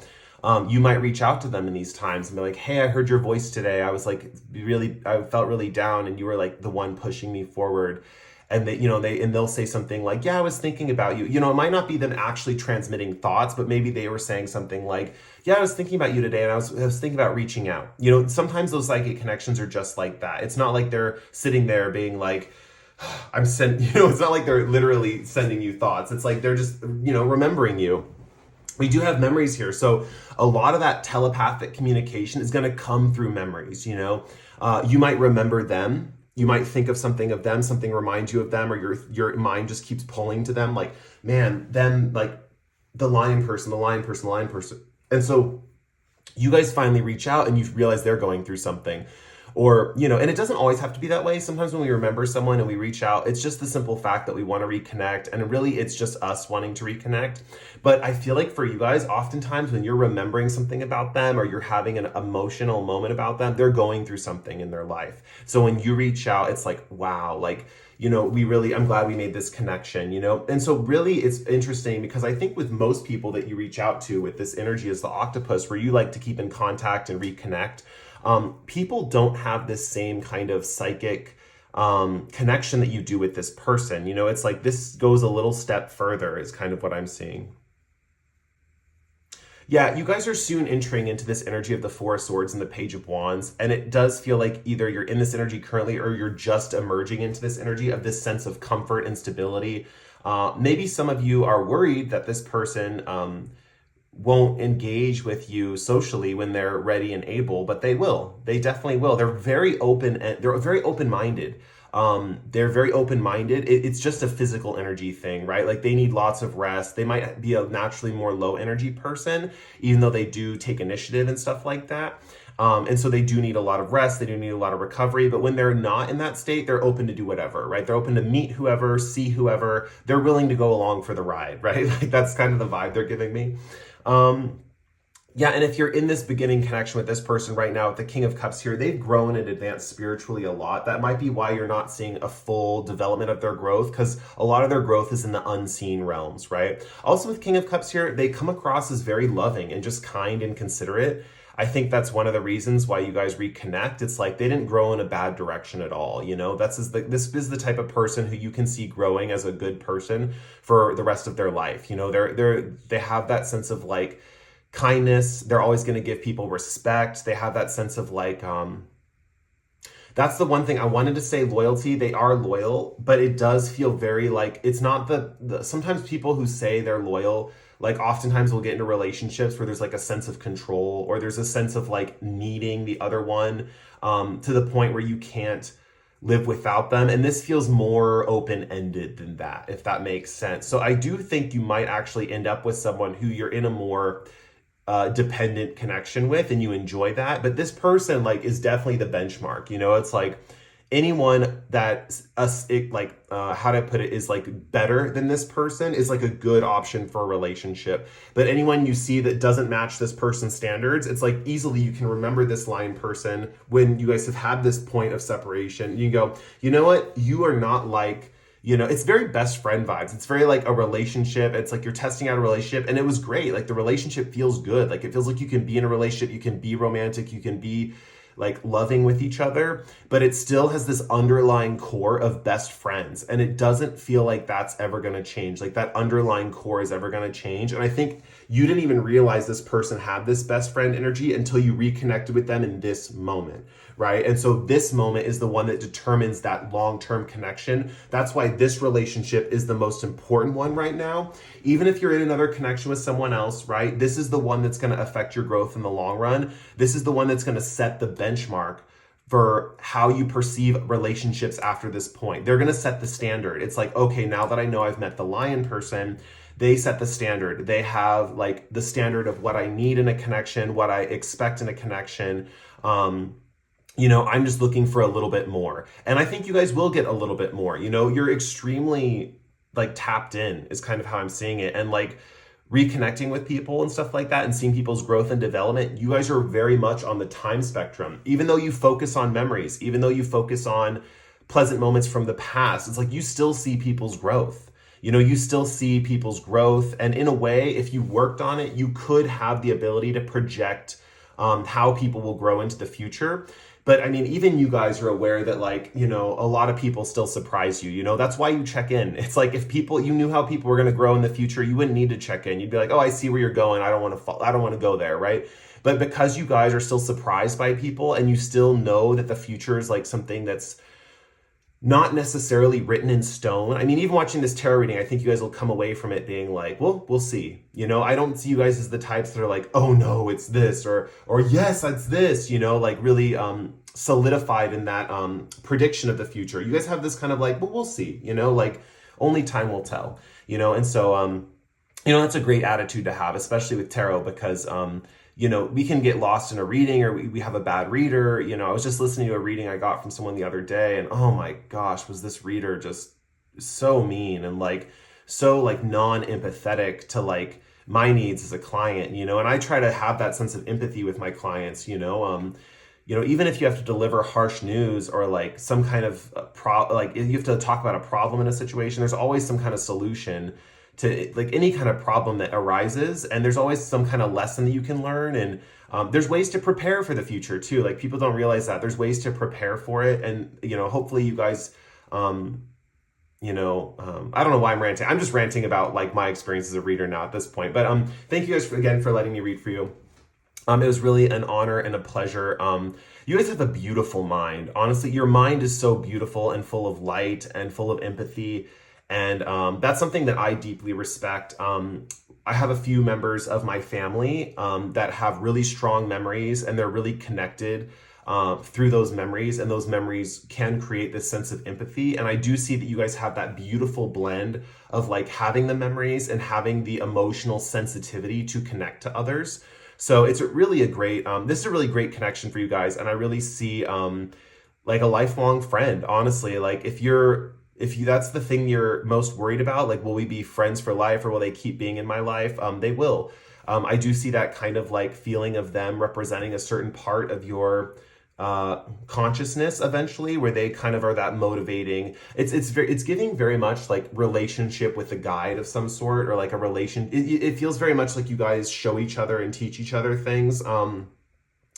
It feels really nice. I mean, you guys are in a really nice connection. If you're worried about it, and if this is the reason why you're coming to this reading because you're worried, it probably is because of a few different superficial things. Honestly, like maybe you feel like they're growing more slowly than they should be. Maybe you're a little nervous entering this period of time where they're taking a lot of time away from you. Like, will they be able to integrate with my social circle? Because I don't think it's the time away that bothers you guys. It's just the fact that like, you've been in a relationship in the past with a kind of introverted type that like needed a lot of rest, but really they were trying to evade doing things with you. Like maybe you wanted to go out and socialize, and this introvert type was like, you know what, like I'm going to stay home. And they were kind of trying to hide away from your social activities and the people you were connecting with. And you guys want someone who's a part of your world. I really see that. You want someone who's a part of your world. You want someone who's going to be there whenever they can. You don't care about their energy levels. You don't care if they need rest. It's like, but as long as when they're up and awake, they want to be in your world with you. I think that's important for you guys. And I think you're going to have that in this connection. So if that's your main worry, which I feel like most of you it is, don't worry about that. Yeah, and I even think this separation, if you guys do separate, it's really just a physical distance separation. And I still see kind of a connect, because this high priestess energy next to the world gives strong like telepathic vibes, and this gives strong over the world distances. So I do think you guys have that kind of connection where you'll still be able to keep in touch, definitely pen pal energy for sure. Anyway, I really enjoyed reading for you guys today. Thank you again for watching. If you would like to help out the channel, commenting or liking the video really helps out and helps this channel grow. If you feel like this reading resonated and you feel like there are going to be more readings for you in the future that are going to resonate, please feel free to subscribe. With that said, I really enjoyed reading for you. I will catch you guys in the next pick a card, and catch you later. Bye. Hey group 4, welcome to your reading. This is if you picked this titanium quartz right here. Really pretty stone. It is man-made, or it's altered. It's like an original stone underneath, but it has been altered with kind of like a, I think it's some kind of, maybe it is titanium that they altered it with, but it's some kind of like metal dust. Like sometimes they use gold and stuff to alter these crystals, and they heat them and the gold bonds to the crystal, and that's what creates the shine. Anyway, I had a few messages that I want to bring up before we get into your reading, all about how your relationship will progress into the future. First, I felt really called. I really wanted to have a tiger's eye like sphere and place it in the quartz up here. And I really feel like you guys, there's something about tiger's eye coming in this reading. I associate tiger's eye with like detective work and being an inspector or something like that. So it might be in this relationship that you've discovered something recently, or you came to like some kind of discovery. I also, before I did this reading, as I was driving home today, I got really tired, and like part of me really wanted to do this reading, and then part of me was like, oh no, like I don't know what's going to come out, stuff like that. So maybe those things are going to play out in the reading. I don't know. We're going to have to see. But I like to share these things anyway because sometimes they're helpful for people. So let's see. Let's get a card for you guys to represent you in this connection for Group 4. Group 4's connection. We have Whale. Let's get a card to represent Group 4's partner, or for the relationship they're asking about. And we have Zebra. Okay, I'm going to get you guys a love story oracle card. And then tarot cards, and then we're going to get right into your reading. If you don't like the shuffling, you can skip ahead when the cards are laid out, and that's when I start talking and delivering the information. So, okay, let's see what you have for your love story oracle card. We have respect. Okay, let's see. Now we're going to get some cards for the whale person and how the relationship progresses for them. So we have the star, or I thought that was the star. I mean, there's stars in this card, but it is the 3 of Cups, the 9 of Cups, and the 10 of Cups reversed. Okay, let's get some cards to see how the zebra's side connection is going to play out. And we have Queen of Swords, we have the Chariot in reverse, and we have this. Oh, the star came out, of course, right? You say the star in your part, and then the star actually comes out in there. Okay. Little precogging or whatever. That's when, you know, we think of things before they happen. Let's see. Make sure these are all, I'm trying to like, I always like to get these all very looking pretty and stuff. So, I don't know, I just like the aesthetic of the order and the organization. Okay, let's look at this and we will get into it. Okay, cursory looked it over. I'm getting more like symbolism and metaphors rather than like tangible examples in this reading, at least like how I was absorbing the information. So let's get into who you are first so you guys can know to click off on this reading or if you want to stick with the reading. So with the whale energy here, we have a water symbol. This is usually indicating, these animals in this deck are usually indicated by some sort of sense of intuition, some sort of sense of spirituality, something along those lines. The whale is a very like larger than life creature. It's one of the bigger creatures in this deck. And I do associate that with kind of like, at least in this case, like immobility. Not that like you can't move or maneuver, it's just that like it's hard to push you around is kind of what I'm seeing. There is this feeling that like you guys, once you're on a course, you stick with it. I also think with the colors here, with the green and blue in the card, there's a feeling that you have a very open heart. I think you guys are very loving. I also think you're very communicative. I think primarily these two areas of your body work together pretty harmoniously. I think that overall, your communication is very loving. You speak a lot of loving words. I think people speak loving words to you. I think you have a beautiful way of connecting with others through the spoken word. I'm getting spells for some reason. I'm thinking spells in my head. Maybe you guys utilize spoken word in spell work or crafting manifestation rituals or something like that. But specifically, I'm hearing like The only way you can manifest is with loving words. Like if you ever say hateful things to someone, like for some reason it just doesn't come true. Like you're just protected in that speech department because your heart chakra is so much entwined kind of with the throat chakra that like the throat chakra kind of only has that power to manifest things when it's from a place of love. So a little hint to you guys, if you're trying to manifest things with like, you know, like hateful words or intense words or calm words, I'm saying that if you have a sense of love in your words, or if you're manifesting for other people, like maybe you're manifesting for the good of mankind or for the love of yourself, you know, like self-love is also considered love, you know, so the heart chakra expands out to others and it creates loving vibrations within ourself as also. So anything to improve that state of being, I see stuff like that manifest for you quickly. Not to say you can't manifest other things like power, money, a high position in society, but I would say it usually comes with some side effect. Like if you are manifesting a high position in society, say you get that one day, there would be this vibe of you, how do I put this? Like you starting a charity, right? It puts you in a place to spread more love is kind of what I'm seeing.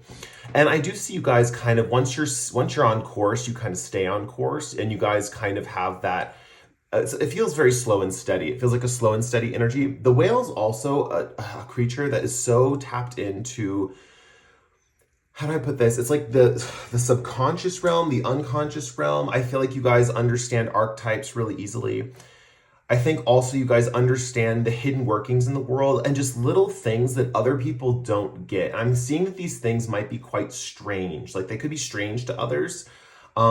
It doesn't necessarily feel psychic. It feels like understanding phenomena, like almost like how things are, or like you guys might have very unique or profound opinions on like UFOs or like aliens or like stuff about the dinosaurs. I'm trying to think of all these things. It could be anything about history is kind of what I'm seeing too. Like things about other cultures could come to you guys really easily. Like little metaphors or symbols, past lives. That's what I want to talk about.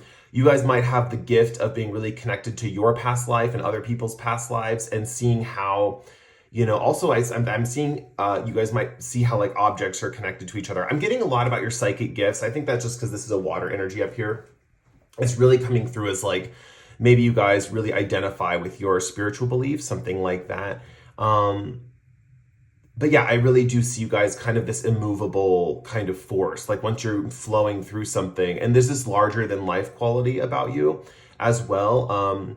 Usually that means your personality is really big, but it's almost coming through the metaphor larger than life is coming through in the fact that like you're bigger than like life itself. So it's like, of course you can see all these things in life. Of course you can see all this stuff because like your consciousness is bigger than life itself. I think if we're talking expanded consciousness and being connected to the all around you and kind of the life force of the universe, you guys are very tuned into all that.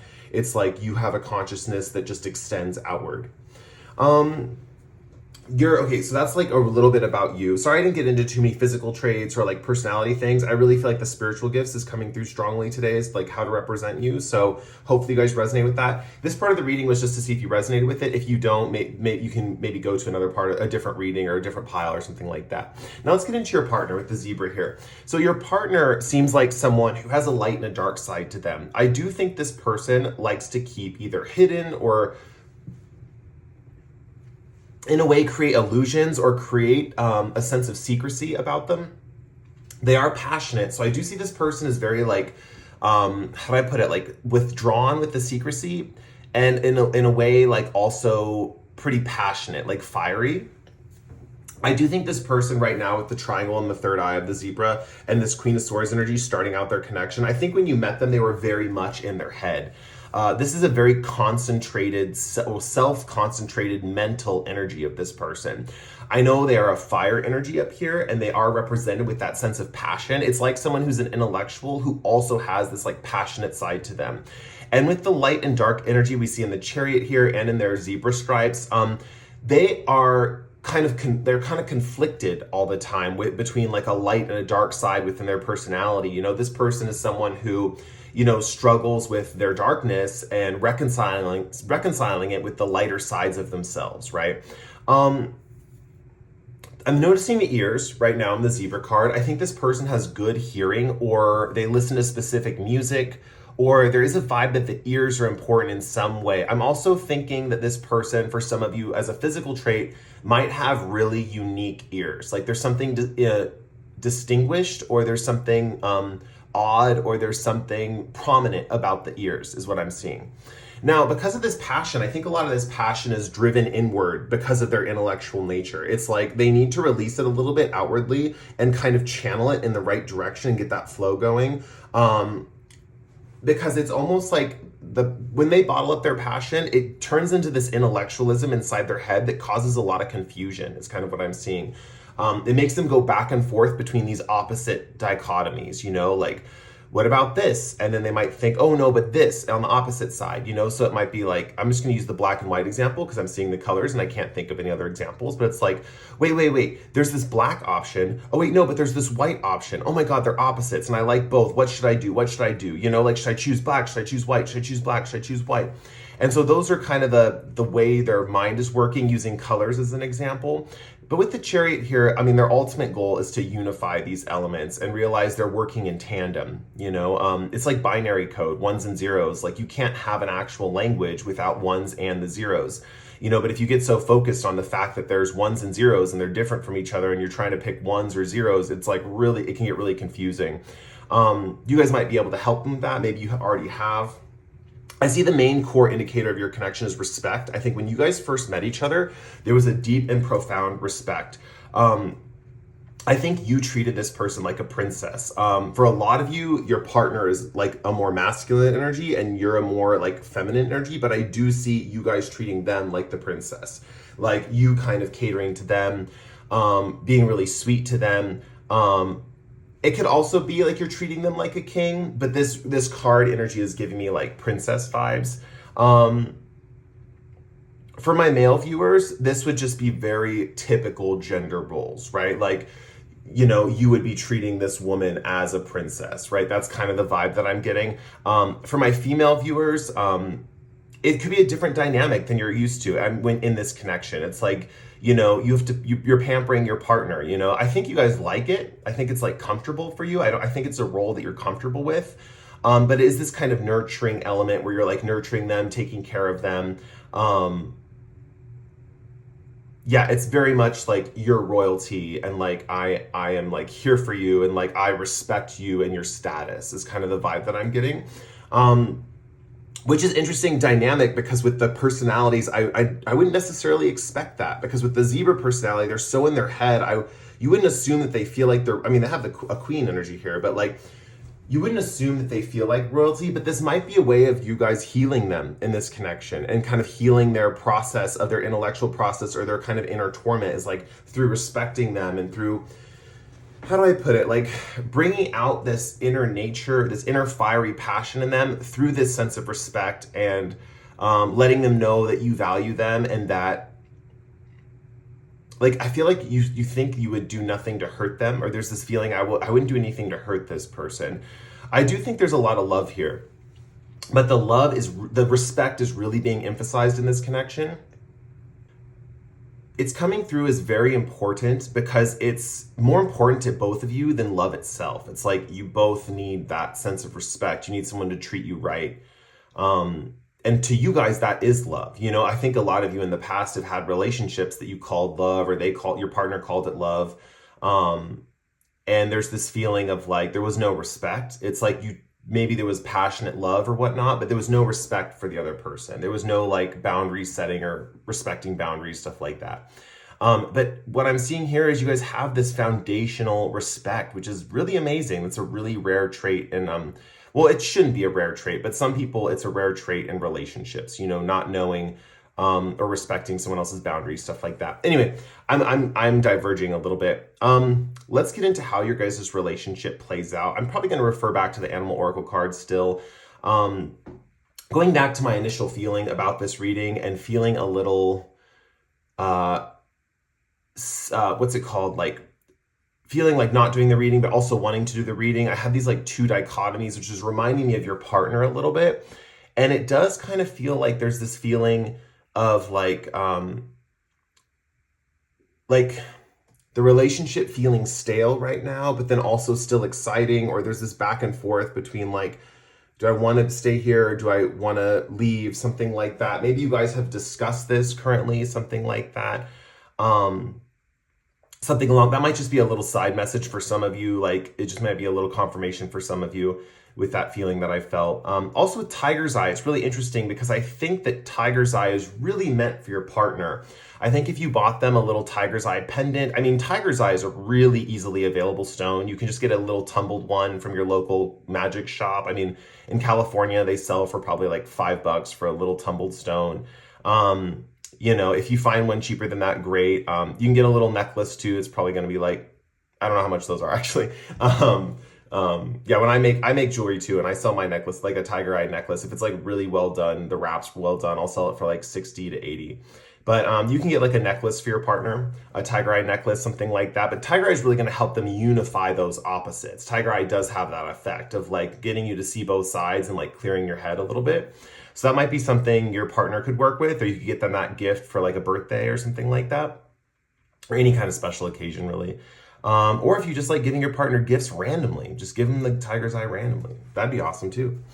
Okay, so let's get into your connection and how it's going to play out. So I feel like a lot of you, I'm getting like almost 100% of you are all at this beginning point in this relationship playing out. I do think that some people in other readings have been at different points in this connection, but I feel like a lot of you are either just starting this connection or it's been in the, like, how do I put it? Like you're just getting into it, or what's that called?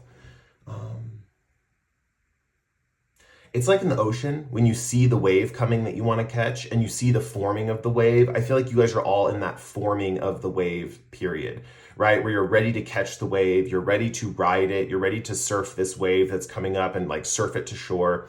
But the vibe that I get is you're just starting to see the wave form. It's like you just started dating this person and you're starting to see the feelings develop, right? So you might have like known this person or dated them for a while and you guys have had a lot of respect for each other, but the feelings are just starting to develop right now, It's very interesting, yeah, because I'm getting that message contradicting the other one about the relationship feeling stale. So I do think there's two groups here in that regard where some people are feeling like, like what's the next step? Like, I don't know where to go from here. And then other people are starting to know the feelings, right?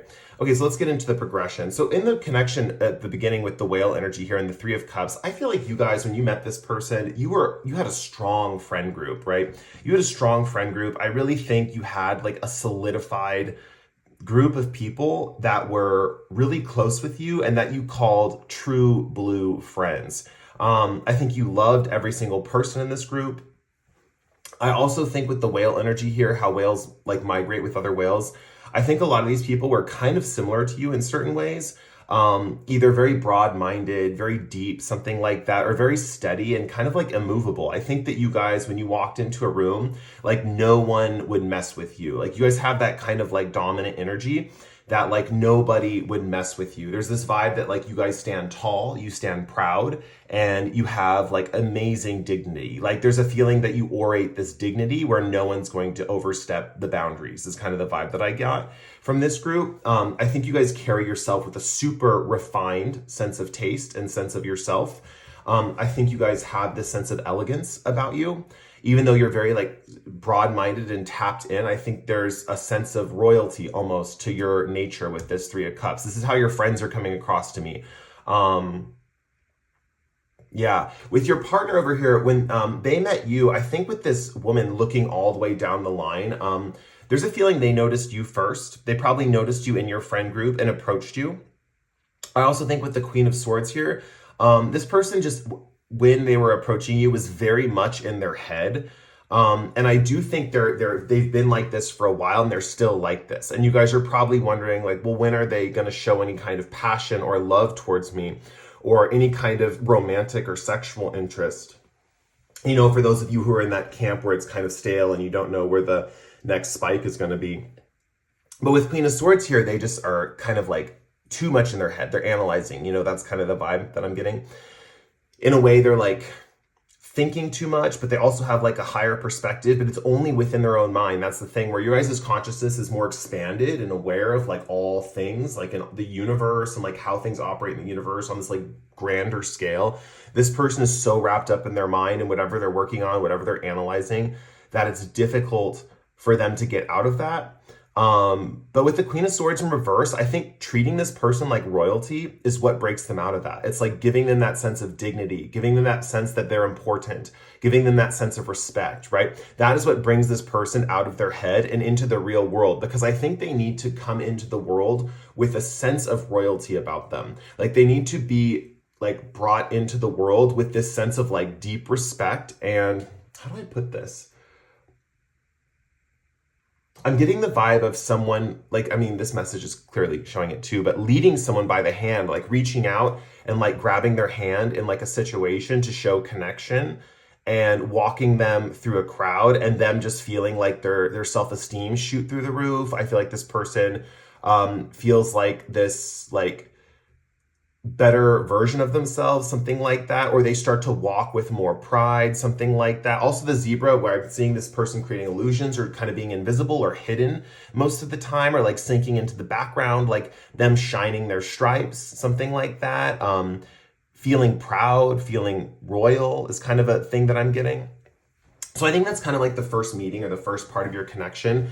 Your partner might even say like, oh man, I feel like royalty when I'm with you. Or, you know, I feel like we're just like, I don't know how to like, because royalty might not be something people commonly say, right? But it's this vibe of that. It's like, you make me feel like I'm good, or you make me feel like I'm like a part of something that is like profound, or you make me feel like I have an elegance about me, or you make me feel, there's this feeling that they're going into this world of like status in a way where it's like they don't have to worry about like, how do I put this, like their respect or their reputation or their dignity. It's like people are always going to respect me because I have a partner that is always respected, right? I have a group of friends with my partner that is always respected.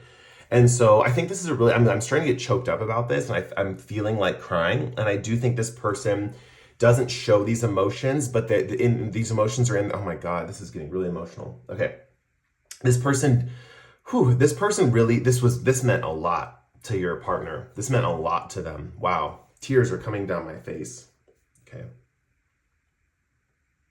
Okay. Yeah. Okay, Cody, do the reading. This meant a lot to your partner, like a lot. I don't think anyone's ever shown them this kind of respect before, because this powerful of a thing that comes up doesn't happen unless they've really never been shown this kind of energy before. I think a lot of people in the past probably didn't show your partner this kind of like respect, or at least they didn't get anything. It feels like they were invisible, you know? That's the vibe. Like, I was invisible before I met you and no one saw me. And like, for you to see me, and especially for you to see me, like that means a lot, you know, and for you to respect me. So, I mean, there's already a very big emotional connection right at the get-go. I think I'm feeling this person's emotions mainly because they feel them, but they suppress them.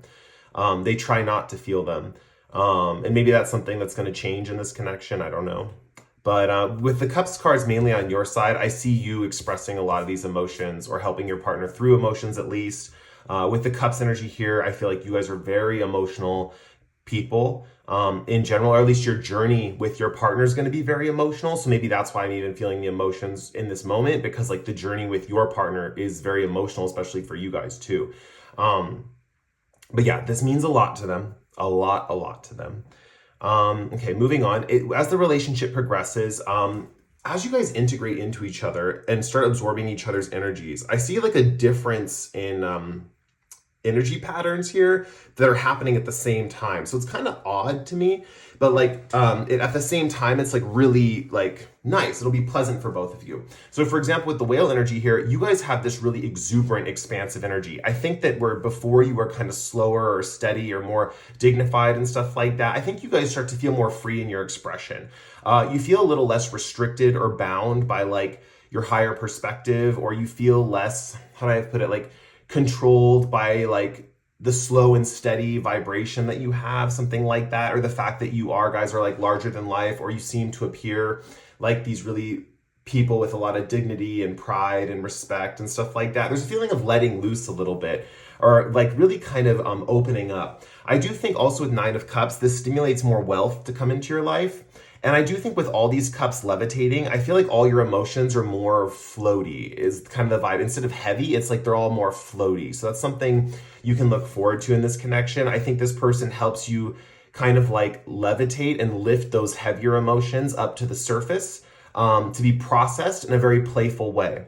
So you might have thought of yourself as someone who is like, what's that called? Like the phrase is like still waters run deep, right? Like someone who keeps all their emotions on the deepest levels of their core. And then after you meet this person, you realize, wow, a lot of these are floating to the surface, A lot of these emotions are coming up to be explored and played with and experienced.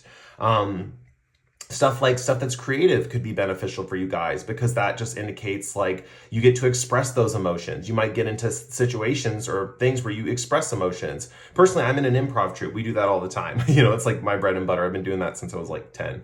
But like, it could be something like singing or painting or wherever emotions are coming to the surface. You guys might get in touch with some kind of artistic medium that could bring wealth or money in some way.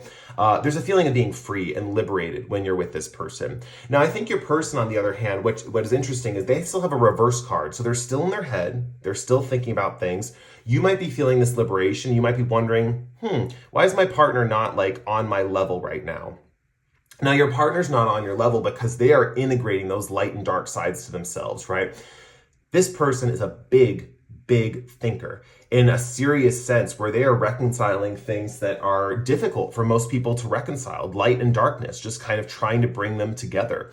And with the Chariot here in reverse, they have this vibe of like really pushing them together at this point, and it's starting to create motivation for them, or the movement that they need in their life. So you might notice that your partner in this period of time, when they're in like a happier mood, or when they seem a little more up or upbeat or something like that, they're more motivated, like they're getting stuff done, they're flowing, they're in the process of movement. Essentially, their body's moving. And you might notice when they're moving, they're happier. When they're sedentary, or when they're just like chilling. I'm seeing the ears again. So when they're only listening to music or something, they feel more melancholic, or they're really absorbing the feelings of the energy of the music and they're not moving as much, something like that. I'm seeing the ears again. So I'm also seeing that music can help them when they're moving as well. They don't have to just abandon music. If they're worried music is what's making them too ruminative, it might just be switching the kind of music that they listen to, or putting on music that fits the new state of being, the new state of mind that they're in, something like that. The Chariot is also Cancer energy, and I do associate Cancer energy oftentimes with music, and specifically music that you're matching to your mood. So if you're feeling angry or upset, listening to angry music to like get that validation that like someone is expressing that kind of feeling. I also see something coming through in your guys' connection, like taking this metaphor a bit further, that like with your emotions coming to the surface. Also, just so you know, I'm not talking about heavier, deeper emotions like anger and stuff, but when these emotions come to the surface, there's a feeling of them being light. There's a feeling of them being playful. There's a feeling of them losing their intensity. You guys are the types, you don't have to worry about like a really intense emotion bursting out of yourself, right? All you have to think about is like the deeper they go in you, the more intense they're going to feel. But the more they get to the surface, the more it's like when a whale comes up for air and they're breathing out of their blowhole, right? Like they might be feeling like, I need to take a breath, I need to take a breath, I need to take a breath. And they go to the air, and then as soon as the emotion surfaces, it's like light, pretty, and beautiful, right? So you don't have to worry about these emotions overriding your partner or anything. I think in a way it balances them out, because when they're experiencing these emotions, just like when they're listening to music, the emotion might resonate with a part of them on a deeper level. Like maybe they're feeling upset, or maybe they're feeling angry or something like that. And when your anger comes out, it comes out in this kind of like, I don't want to say childlike. It just is like, because the anger, it's not like childlike. It's just like lighter. Like there's a feeling of your anger being light, or kind of like, what's it called? Like, like playful almost, but like just them experiencing that kind of anger, like even though it's kind of like playful anger, they really feel, how do I put this? They feel like validated about their own feeling, because it's like they're listening to like, if they were angry and they're listening to like heavy metal music, that like validating their feeling. Your emotion comes to the surface, and to them, it's just, and to both of you, it's just kind of this freeing experience. So one thing that I'm seeing too is like with the whale energy, with this blowhole analogy, when the whale goes to the surface of the water and takes a breath, you're actually breathing for both you and your partner. It's like you're your partner's breathing apparatus. It's like this is such a weird metaphor. I'm gonna go with it. It's like your partner has emphysema and you're their oxygen tank. Like you're literally your partner's oxygen tank. Like there's many love songs, I own a lot of them, that are about like referring to someone else as your oxygen, as the air you breathe, right? This is really a deep connection. It's funny, it feels so deep at first, and then it just gets more and more playful. Like it's like you both start in like the depths of like the deepest, most intense inner work. Your partner with like figuring out these intellectual dilemmas between light and dark, and you guys just having this like deep well of feeling. But then as your connection progresses, like all this stuff just gets brought to the surface, and your guys' connection, like when you're with each other, that deepness gets turned into kind of like a refreshing superficiality. And I've known in a few videos, we've talked about certain people who are superficial and stuff like that. And it's not really a bad thing. That's just a trait. It just means that like you have less to be burdened by, you have less to focus on. And especially in this reading, it represents that, because I feel like there's this feeling of like lightening the load for both of you. And it's funny, you guys both come in as like these heavy types, and then like you leave feeling like lighter.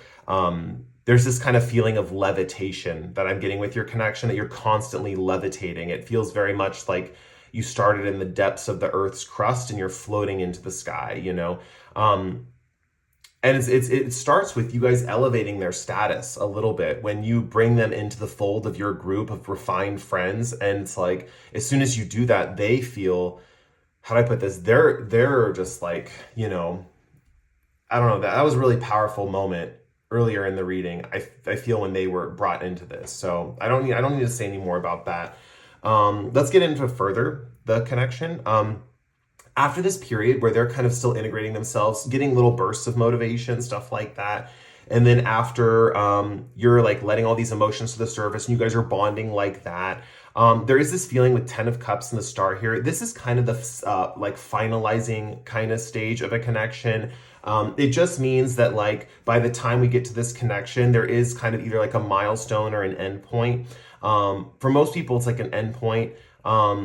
Or like how the connection solidifies into itself, how the growth and development is fully affected by both of you. For some people, this means their relationship is over and the karma is solidified. So sometimes people can be together for like 7-8 years and then break up. But this feels very deep and profound. And I feel like you guys are more than just karmic soulmates. I think you guys are like true blue. Like we've walked many lifetimes together, and we've played out many stories with each other, many different dynamics, and like you guys have played many different roles is what I'm hearing. Like, and you chose this lifetime to have these archetypes because you wanted this experience. Anyway, I digress. With the 10 of Cups and the Star here, when you guys come together in this period of time with the Star energy here, they're on a path. Like they finally found and discovered their path. They're moving in the external world. They've really aligned these dark and light energies, and they're focused in one direction. They have a growth-oriented mindset. I think this person becomes very future-oriented. I think they have a real clear idea of what they want and how they're going to get it. It's giving me the vibe that for some like reason, it's like all of a sudden they're like motivated. They have goals. They want something. They're striving for something. They can even see a few steps ahead. With the Star card, it's all about like the sailors navigating the night sky and like stars using us to like be able to guide us. Whether that's through astrology or whether that's through, like movement and alignment. There's this feeling of being aligned to your perfect path. There's a feeling of just heading in the right direction, honestly. With your guys' energy as the whale person with the 10 of Cups here, you guys are in this space where you're thinking about a family, right?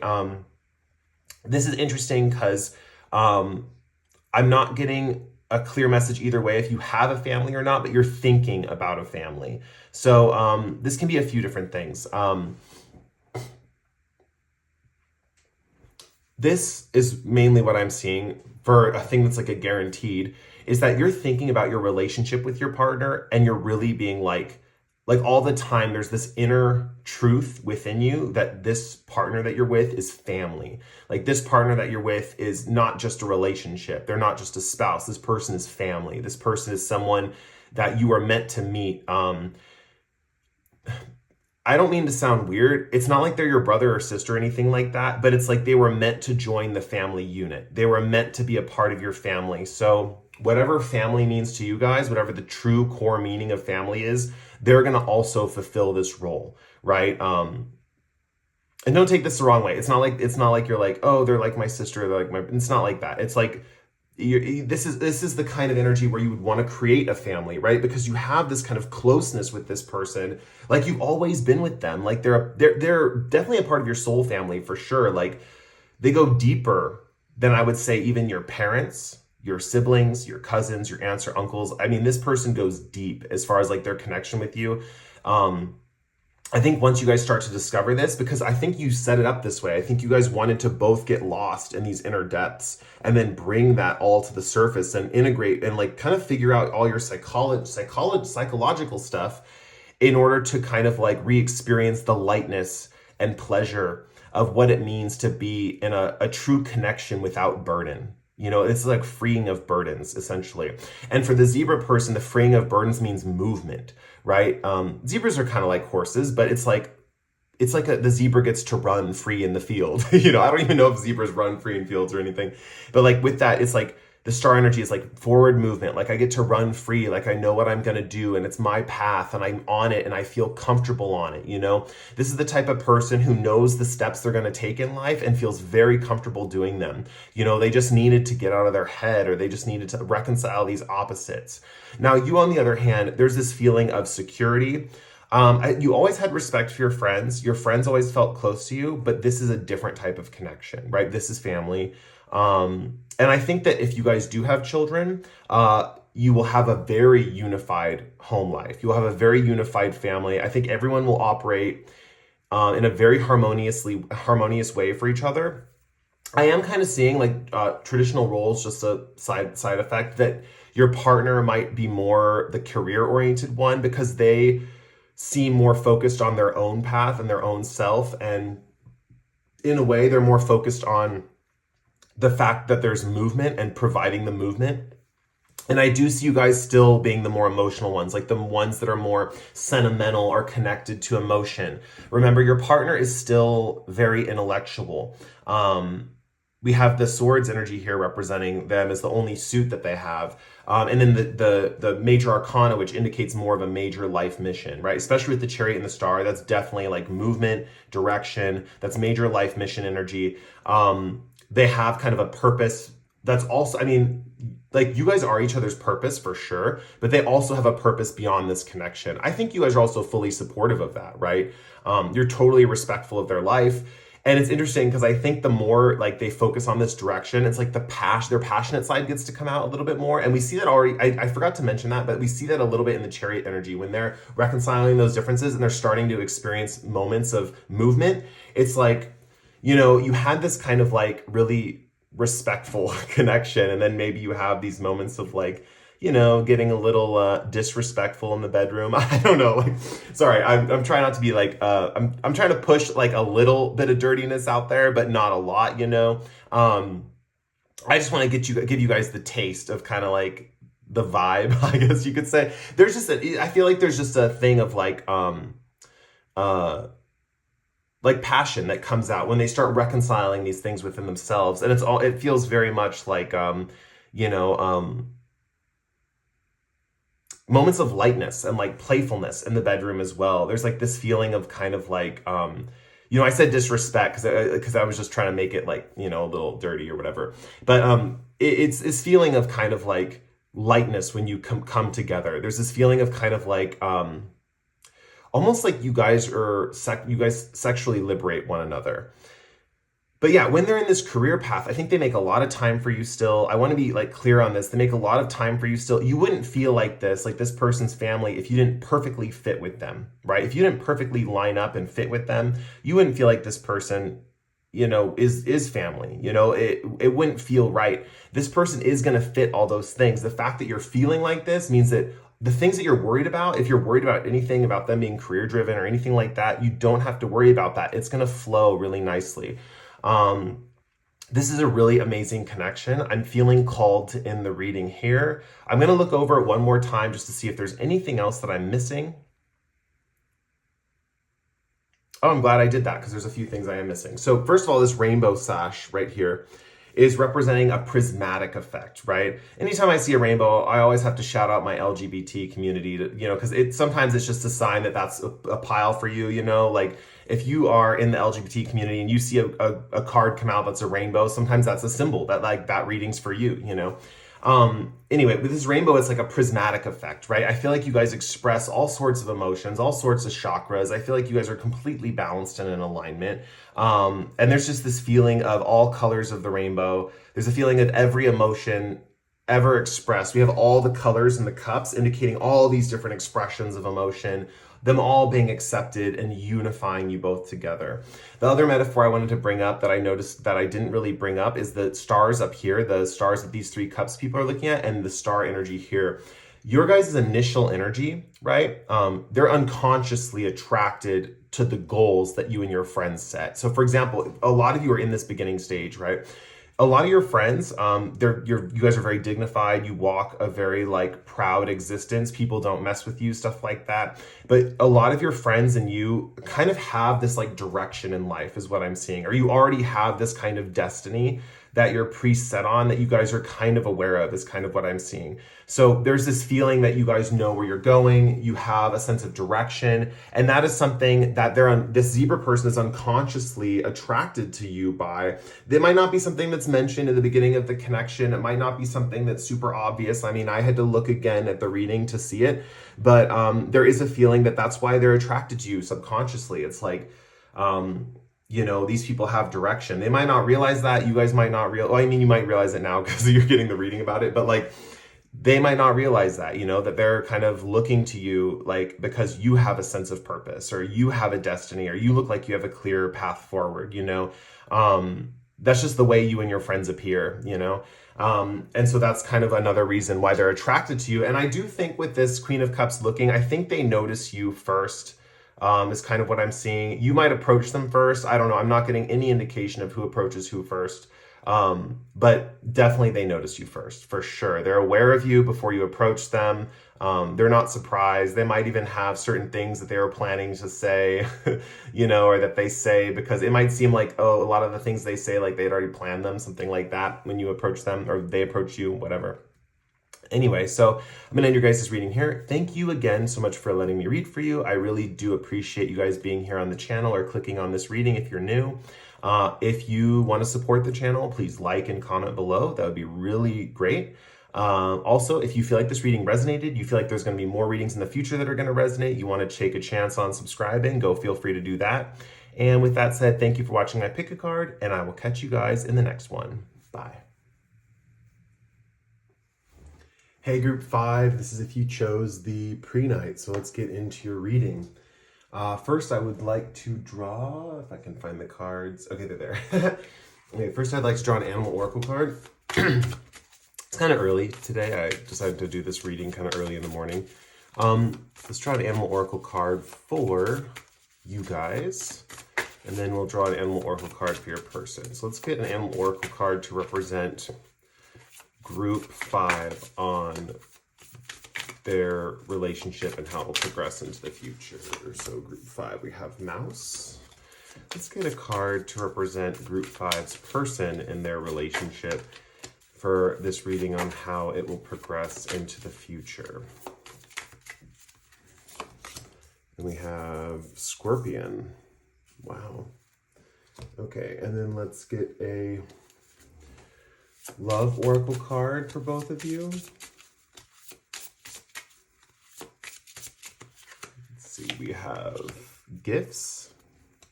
And then we're going to pull some tarot cards for both of you. Let's get some tarot cards for Group 5 and how their part in this relationship progresses. We have Five of Wands reversed, we have the Tower, and we have Ace of Cups. And then let's get into the cards for how Group 5 partner is progressing in this connection. We have Knight of Swords, we have Four of Wands, and we have Eight of Wands reversed. Okay, let me see, I think all these will, yeah. So...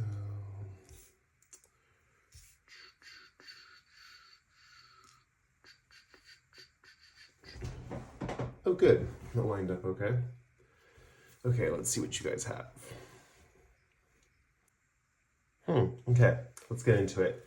Let's see here. How should we start? We'll start with how you guys met, or like your initial kind of meetup, or the initial energies that I'm seeing in your connection. We're also going to start with your energy, just so you know if you chose the right group. We're starting here off with you guys as an earth energy. It means that in general, when you're looking for relationships, you're looking for something pretty stable. You're looking for something secure. You're looking for something with a foundation. Usually when I get these earth energies, it means like long-term commitments or people wanting those. It doesn't necessarily mean that you will get those in life. It just means you crave them, or that's what you kind of lead with when you're meeting with people. I see with the mouse creature here, you guys are kind of fragile a little bit.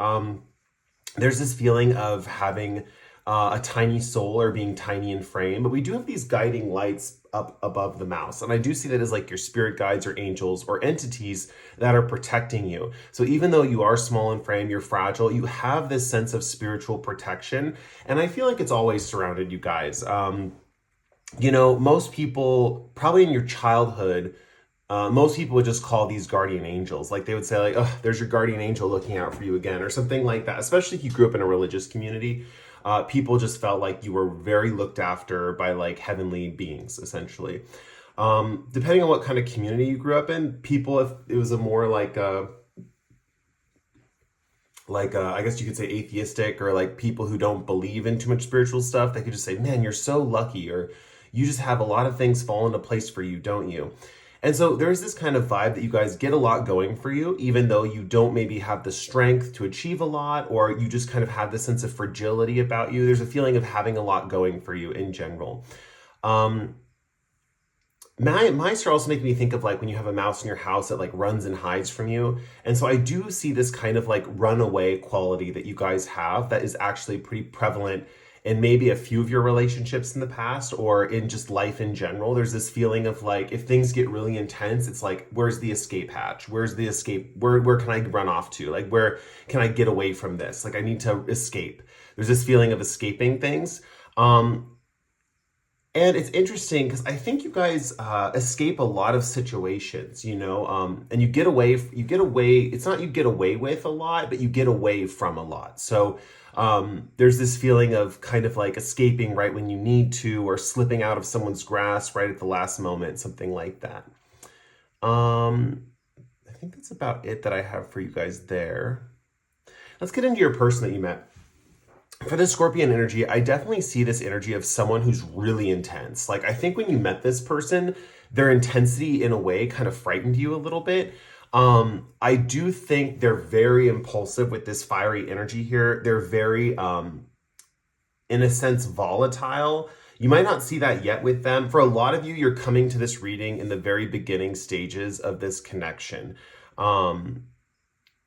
So yeah, also I want to point out with this reading, because I know what direction it's going in, follow your own judgment, like always, right? When you get a tarot reading, no matter what the outcome says, only if it resonates and it feels truly deep in your heart, like the tarot reading is providing the right answer, should you follow it. Because we're going to be getting into some things, and I just want you to keep that in mind. Obviously, if you get a reading and it's like resonating really, really well, and it just fits your situation, and you can see things playing out in that way, then, you know, you can listen to that reading, right? But you always want to use your own judgment. You know, these are general readings. Just keep that in mind. Anyway, this person probably offered you a gift right when they met you. And there's this feeling of security with this person. Like, wow, like they're paying for me, or wow, they're buying me this. Like, wow, they're paying for this date, something like that. There's this feeling of they want to just lavish you with like lots of gifts. They want to purchase things for you. They want to make sure you're happy. This is feeling very much like it's playing on your guys' feeling of security, right? this feeling of wanting security in your connection. Also, though, I see that with the Scorpion here, they have kind of a sting to them, is kind of the way I would describe it. And if you say the wrong thing, they can kind of lash out, or they can lash back, is kind of what I'm noticing. It might not be... And actually, what I'm hearing is it's not that big of a deal to you guys, but you think it's kind of odd. You're like, it's weird that they reacted that way. I mean, I'm not taking it that way. And you guys are kind of in this process of just enjoying like getting lavished gifts and the romance and stuff like that. Now, they are a little more impulsive, which means they have more of a fiery nature. And I feel like Earth energy can put this kind of energy out in a way. It's almost like maybe they try to make some kind of sexual advance and you guys don't. You kind of mute that effect in them or something like that. Yeah, they just have a way of lashing. They have a stinger, so that like when they're cornered or when they feel trapped, they're gonna lash out a little bit. Otherwise, I see like the initial stage of the connection is not too bad. Like it starts out pretty good. We have the Five of Wands over here on your end, which just indicates that in the initial stage of this connection, you guys are feeling like less competition. There's something about like it's hard to explain. There might even be something going on in your life right now where there was like a lot of competition, or you were competing for something specifically, and now there's like less competition is kind of what I'm seeing. I do think there's this feeling too of like being lost in a lot of different perspectives in your own mind, you know, like having all these different perspectives competing for attention and not having a sense of clarity on like where your mind is or what other people's perceptions are, and you're trying to figure things out is kind of what I'm seeing, which is interesting because your partner on the other hand is this Knight of Swords energy. They're very they stand up for what they think is the Knight of Swords is someone who has their own strong opinion and they don't care about anyone else's opinion. It's like, I know that what the truth is and I'm gonna wield my sword of truth and I don't care who gets in my way. I'm going to let them know what my opinion is. On one hand, I see this is really great for the beginning of your guys' connection, because on one hand, with the Knight of Swords and the Five of Wands here, they are actually like eliminating a lot of these other perspectives. You know, you guys might say something like, well, so-and-so told me this or so-and-so told me that. And then they're immediately going to be like, well, no, this is the truth. Like, this is the truth, and forget all those other perspectives. This is how it's supposed to be. This is the truth. I also see with the Knight of Swords here, this person's very energetic that you're asking about. Yeah, I think I'm going to stop there. This person's just very energetic is kind of the vibe that I'm getting.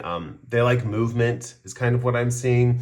I also think with the Mouse energy here with the Five of Wands in reverse, there might be a feeling that when you're around this person, when you are kind of in this connection with this person, you tend to keep them away from your friends is kind of what I'm seeing. There's a feeling of like not integrating this person into your friend group right away, or not wanting to immediately, like kind of seeing how the relationship plays out before you integrate them into your friend group, which I'm seeing is kind of a good sign. Just like it's a good practice in general to kind of like see how a relationship starts moving before you integrate them back with your friends. With Five of Wands here, this can indicate some feelings of like, oh, I don't want my, I don't want, first of all, it's like you don't want your friends to get jealous of this person. You don't want this person to get jealous of your friends. I think that's a lot of what's going on here. There could be feelings of like, friends moving in on your partner or someone stealing your boyfriend, something like that. But I don't really see that so much. I see it as like you guys protecting other people from being jealous over you, if that makes sense. So for example, you're the center of admiration and people are fighting for you. That's kind of the way that I see it. And you guys are kind of protecting people from that energy. Like, oh, I'm going to go hang out with this person over here, and then I'll hang out with you guys on Tuesday, Wednesday, whatever. There's this feeling of like separating friend groups is kind of what I'm seeing, to like keep the peace or just kind of judge people in different parts. Like, how is this Scorpion person going to interact with my friend group? How's my friend group going to interact with this Scorpion person? I see you guys are kind of in this phase of like figuring that out, right? Like, do they fit into my group? Do they not? I also see you guys with that information, like someone who does figure things out. You do, as protected as you are, you guys kind of analyze a lot of your relationships, I see. And it's kind of like a feeling of analyzing a lot of this stuff in the moment, like really, there's a feeling of getting experience or getting information and then immediately reflecting upon it, getting more information and immediately reflecting upon it. I don't see long periods of soul searching or anything like that. I just see this feeling of kind of like getting the nugget and then kind of digesting it, getting another nugget, digesting it. So let's get into the future of your relationship. This is probably the part of the reading where you guys are most interested in. Like I said, take this reading with your own judgment. I am just the messenger, and I do have to deliver what I see. I try not to sugarcoat things, and I deliver the messages how they come through, essentially. So let's get into it. So with the Tower card and the Four of Wands, there is a feeling that something's going to come up in your life that could be a little difficult. Now, it doesn't have to be like a psychological thing. It could be like physical things breaking down, like something breaks in your life or something like that. Now, normally I would say it's something like that, like, oh, your headphones break, or your car breaks down, or something like that. But with the Scorpion person here, I see that part of your guys' connection is they would just give you that thing new.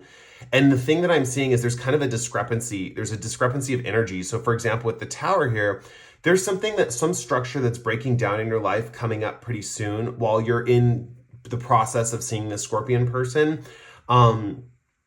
It does. Now remember, this can kind of change if you stop seeing the Scorpion person or whatnot. This can kind of change. But if you kind of just let events play out, I do see they play out in your favor. It just feels like it's not with this person ultimately. Like it feels like this person fades off or something like that. So with the Tower energy here, there's this feeling of a restructuring of some kind.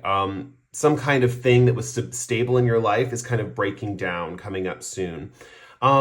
On their hand, while you're in this energy, they're feeling very much like they're not getting as much fun in the connection. This aspect is something that could come up that is actually a very destructive thing in a connection. With Four of Wands here in Tower, it's like you guys need reassurance, you need comfort. That's where we go back to these core energies of earth and fire energy, right? Fire is impulsive, excitement, fun, passion. Earth is stable, structured, but when a structure breaks down and like an earth, like a person who has more earth energy in their life, they need empathy, they need healing, they need caring, they need that watery energy, right? And with the Tower here, you're not getting that. And this Scorpion person is actually being like, well, why are you so sad? Like it's really, non-empathetic on their end, I would say, because it's like the first moment where you actually have something go wrong in your life where you actually need their help, and they just react totally opposite of what you need. There's this feeling that they're like, why can't you be happy? Like almost like they're trying to force you to be happy. With the Four of Wands here, it's very interesting because I see them kind of escaping the relationship, like going to parties, going to celebrations, trying not to deal with your emotions. And I see you guys really suffering here. There's this feeling of like really feeling like you've lost something significant. And I feel for you guys. It's just, here's the thing. You guys pull out of this. You pull out of this with flying colors. With the Ace of Cups here, this is something that you go through that you learn like so much self-love through. You learn so much about yourself. You learn so much about how you truly care about yourself and how you can share that love with others. And remember, you guys are totally protected. Like I mentioned in the beginning of the reading, this is not going to feel that bad in the long run because you're protected. Like your angels and guides would not push you through something unless you could handle it. So it's just in this moment when this thing is breaking down your life, you need some support. There's a restructuring in your life, right? You need someone who's kind and empathetic. And this person is basically being like, you're no fun. I'm going to go party elsewhere. That's kind of the vibe they're giving me. I also think when they're discussing these topics with you, they're impatient. They're too serious. They're non-empathetic. They have a tough love approach that doesn't work for the situation and doesn't work for your energy. Now, it feels good at first. I will say that with these initial energies, it does feel good. You guys might even be thinking like, yeah, so far it's not too bad. I don't see how it could play out this way. And like I said, follow your own judgment. If this is really not the reading for you, especially if you're not resonating with a lot of the other messages, like the confusion of perspectives, them having the singular perspective, the gifts especially, I really do feel like this person does lavish gifts immediately. And if this person that you're dating has not been doing that, this is probably not your pile. So keep that in mind. There are 4 other groups in this reading that you can backtrack to and watch one of those too. So, yeah, with the Ace of Cups here, there's just a feeling of like learning love through this. Let me get to their part real quick. Yeah, with that seriousness, like they have a serious approach to this thing that is not conducive to empathy. They're kind of like, we'll just fix it. Like make yourself not feel that way. And so that's not really like something that, I don't know. I think that like with the security energy of the earth energy and water energy in general, not that fire energy is like necessarily bad, but that might work better with like an air person who's a little more logical, a little more unattached from their emotions in a sense, where they could be like, oh, you're right. Like that totally makes sense. Like, let's just go have fun. And some people get over their problems by having fun. You know, some people are like, yeah, I need an escape from my darkness. Let's go party, you know, whatever. You know, some people have fun doing that. And that really helps heal them. But for you guys, I feel like you need some kind of sense of empathy and like a shoulder to cry on. And I don't feel like you're going to get that in this connection. Or maybe you've already learned this and you're like processing this with this person. It's like, wow, they have not been that sense of that sense of empathy that I need. You know, they're really kind of cold in a sense, you know. Anyway, as the relationship progresses, the finalizing kind of moment is what I'm seeing with the 8 of Wands, the Ace of Cups. First of all, you guys pull out of this learning to care for yourself and love yourself fully. Whatever this person didn't provide, you start to learn to provide it for yourself. So in a sense, you guys, even if you stay in this connection, you will develop this sense of self-love for yourself, that it's like, wow, I brought this for myself. Like I learned to give myself the care, empathy, and, nurturing that I needed in this tough time. Like I brought myself out of this tough time. And in that way, it shows that you guys have endurance for the long haul and for a future relationship, because it's almost like you might, you know, you'll probably meet someone down the line that'll be the right person for you and all that stuff. But like, this just shows that you can be that right person for you at the same time. You know, it's like, wow, I can pull myself out of this mess. I don't need someone to pull me out of a mess. I can pull myself out of a mess. Like I can comfort myself. Like I can sit in meditation and work through my darker fears, and I can sit through, you know, I can give myself a big fat hug, you know, whatever. Like you guys are feeling like really proud of yourself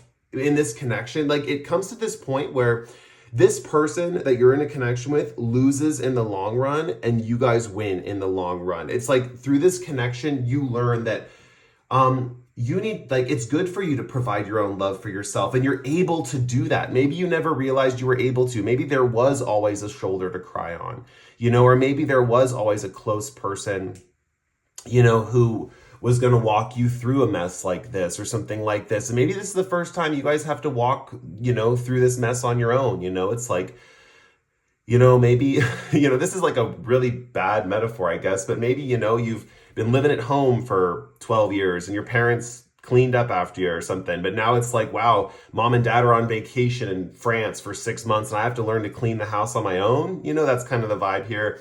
That's a very rudimentary example, but it's basically like learning to care for yourself, learning to clean up your own mind, like your own inner psyche, essentially. And instead of having someone to talk to, you guys have, it's kind of like their tough love kind of pushes you into learning to provide that love for yourself, but it creates this strength for the future where you're always able to do that. You know, it's almost like you're better able to adapt to other people. And I also think this sense of loving yourself is going to attract more empathetic partners in the long run, more watery kind of energy, more like empathetic energy, more people who are conducive to wanting to build something slow and steady, and kind of nurturing that kind of earth energy within you and get that garden growing, metaphorically speaking, right? Now, the Scorpion person, interestingly enough, when you're in this Ace of Cups, this loving energy, with 8 of Wands, they're noticing the relationship slowing down, right? They're noticing the relationship slowing down and they're wondering what's up. They're like, what's changed with you? Like, you don't hang out, you don't want to do anything. And it's one of those things too, where it's like you guys kind of fall out of love with them because you realize like what you wanted from them, you ended up providing for yourself. So it's like you no longer need them.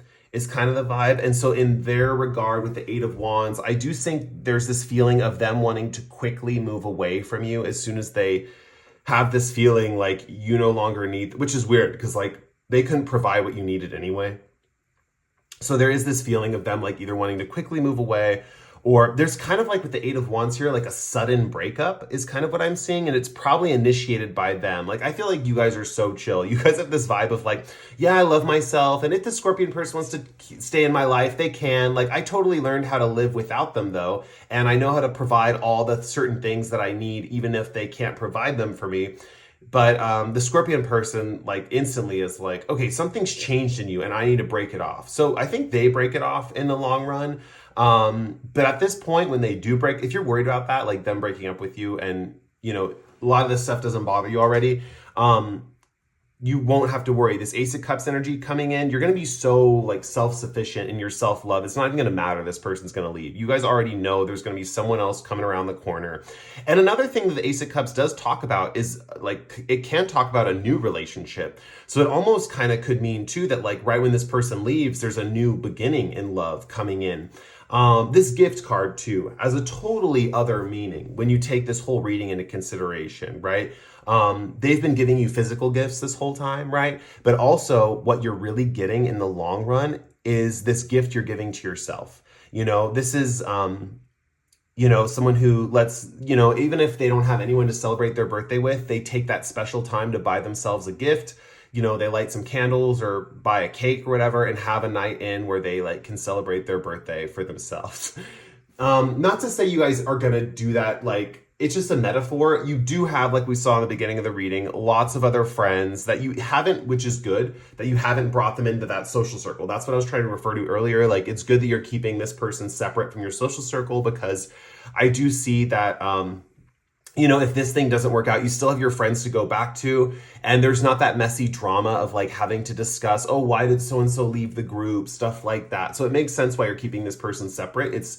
I would say it's a healthy thing, especially with the way things are going. It makes sense why you guys do this, because I do see this kind of vibe with you guys where you test things out. You like test relationships out. You kind of see what someone's really like. I do feel like the beautiful thing about this, though, you are protected by angels and guides. It's almost like you get to explore, you get to run around the house and find all the pieces of food, like the little mouse here. You get to find all the little treasures and pieces of food and get to explore, but you're also protected. So it does mean there is this feeling that, you know, keeping things separate, exploring, like you're being guided, you're being given the, what's it called? You're being given the right instincts, right? If your instinct is to keep these two worlds separate while you're figuring both out, those are good instincts. Those are really good instincts, because I do see that ultimately saves you in the long run, right? When you need an escape route, if you had all your groups together, if you had this relationship talking to your friends here, and then they knew your parents over here, the thing is that you would have nowhere to escape to. Like, your partner would know your friends, your partner would know your parents, right? And that could be very challenging, because, you know, if you want an escape route from someone else, you can go to the other group and they won't know where you are, that kind of thing, you know? But yeah, that's kind of the vibe that I'm seeing here. Let me see if I see anything else. Yeah, I'm being drawn to this Tower card strongly. And so it makes me feel like you guys are really focusing on it in this reading. Like, that's the part that stood out to you. What I'm seeing too with the lightning bolt here, I just want to point this out. This is an inspiration moment as well as a destructive moment. Tower moments are like that. They're like, whoa, I understand things, but at the same time, wow, shit's crumbling around me, you know? So there's a positive and a negative side to the Tower. Inspiration is the positive side, right? And part of that inspiration is seeing clearly what's going on with your partner, you know, seeing how they react to you when you're in a tough time, that kind of thing. So keep that in mind, that it's going to feel like a lightning bolt when this thing happens. You're going to be like, wow, I don't like that they did that, or I don't like that they instantly wanted to separate from me when I'm going through this dark time. It's like an instant understanding, you know. I don't see you guys whining and pining for their attention multiple times over and over again. It's just a quick insight, like, looks like their true colors showed, you know, that kind of vibe. And so there's a little bit of an insight here. Yes, tower moments hurt. I'm not going to lie about that. But with the Ace of Cups here, you guys come out way stronger than if you were to not have this moment. You know, it's actually worth it in the end. It's kind of that vibe of like, I don't know if you guys have ever broken a bone before, but when you break a bone and you get a cast and stuff, it sucks. It's like, wow, especially when you first break your arm or your bone. I'm going to use arm because I broke my arm a while ago. Or get a fracture or whatever. It hurts. If you try to move it or touch it, it like hurts really badly. But once you get it in a cast, you know, you're immobile for a little while, which kind of sucks. But then the thing is, it heals stronger than before. Like there's like a growth. Like I can't really describe it. I saw it on the X-ray, but it like grows over the fracture, and it actually makes your bones stronger than they were before you got the fracture. They don't just heal back normally. They build stronger and more sturdier. It's more difficult to break that same area a second time if you've broken it once. And I do see that with the Ace of Cups here. There's a sense of growing way stronger. And this tower is also giving like kind of transformation vibes, almost like the death card, almost like one like chapter of your life ending and beginning, at least with how you can provide for yourself emotionally. And I think you guys will be able to rely on that in the future for sure. Yeah, I think I'm going to end the reading here. Thank you guys again for letting me read for you. Remember, if this reading did not resonate and you think, oh, I'm so in love with my partner, we're never going to have these issues, this reading totally didn't resonate, listen to that voice, right? There's also other piles. Like I'm prone to picking the wrong pile for sure. So don't like feel bad if you like pick the wrong pile or anything like that. Remember, you want a reading that resonates too. So yeah, if it did resonate though, and all the points hit, just keep what I said in mind.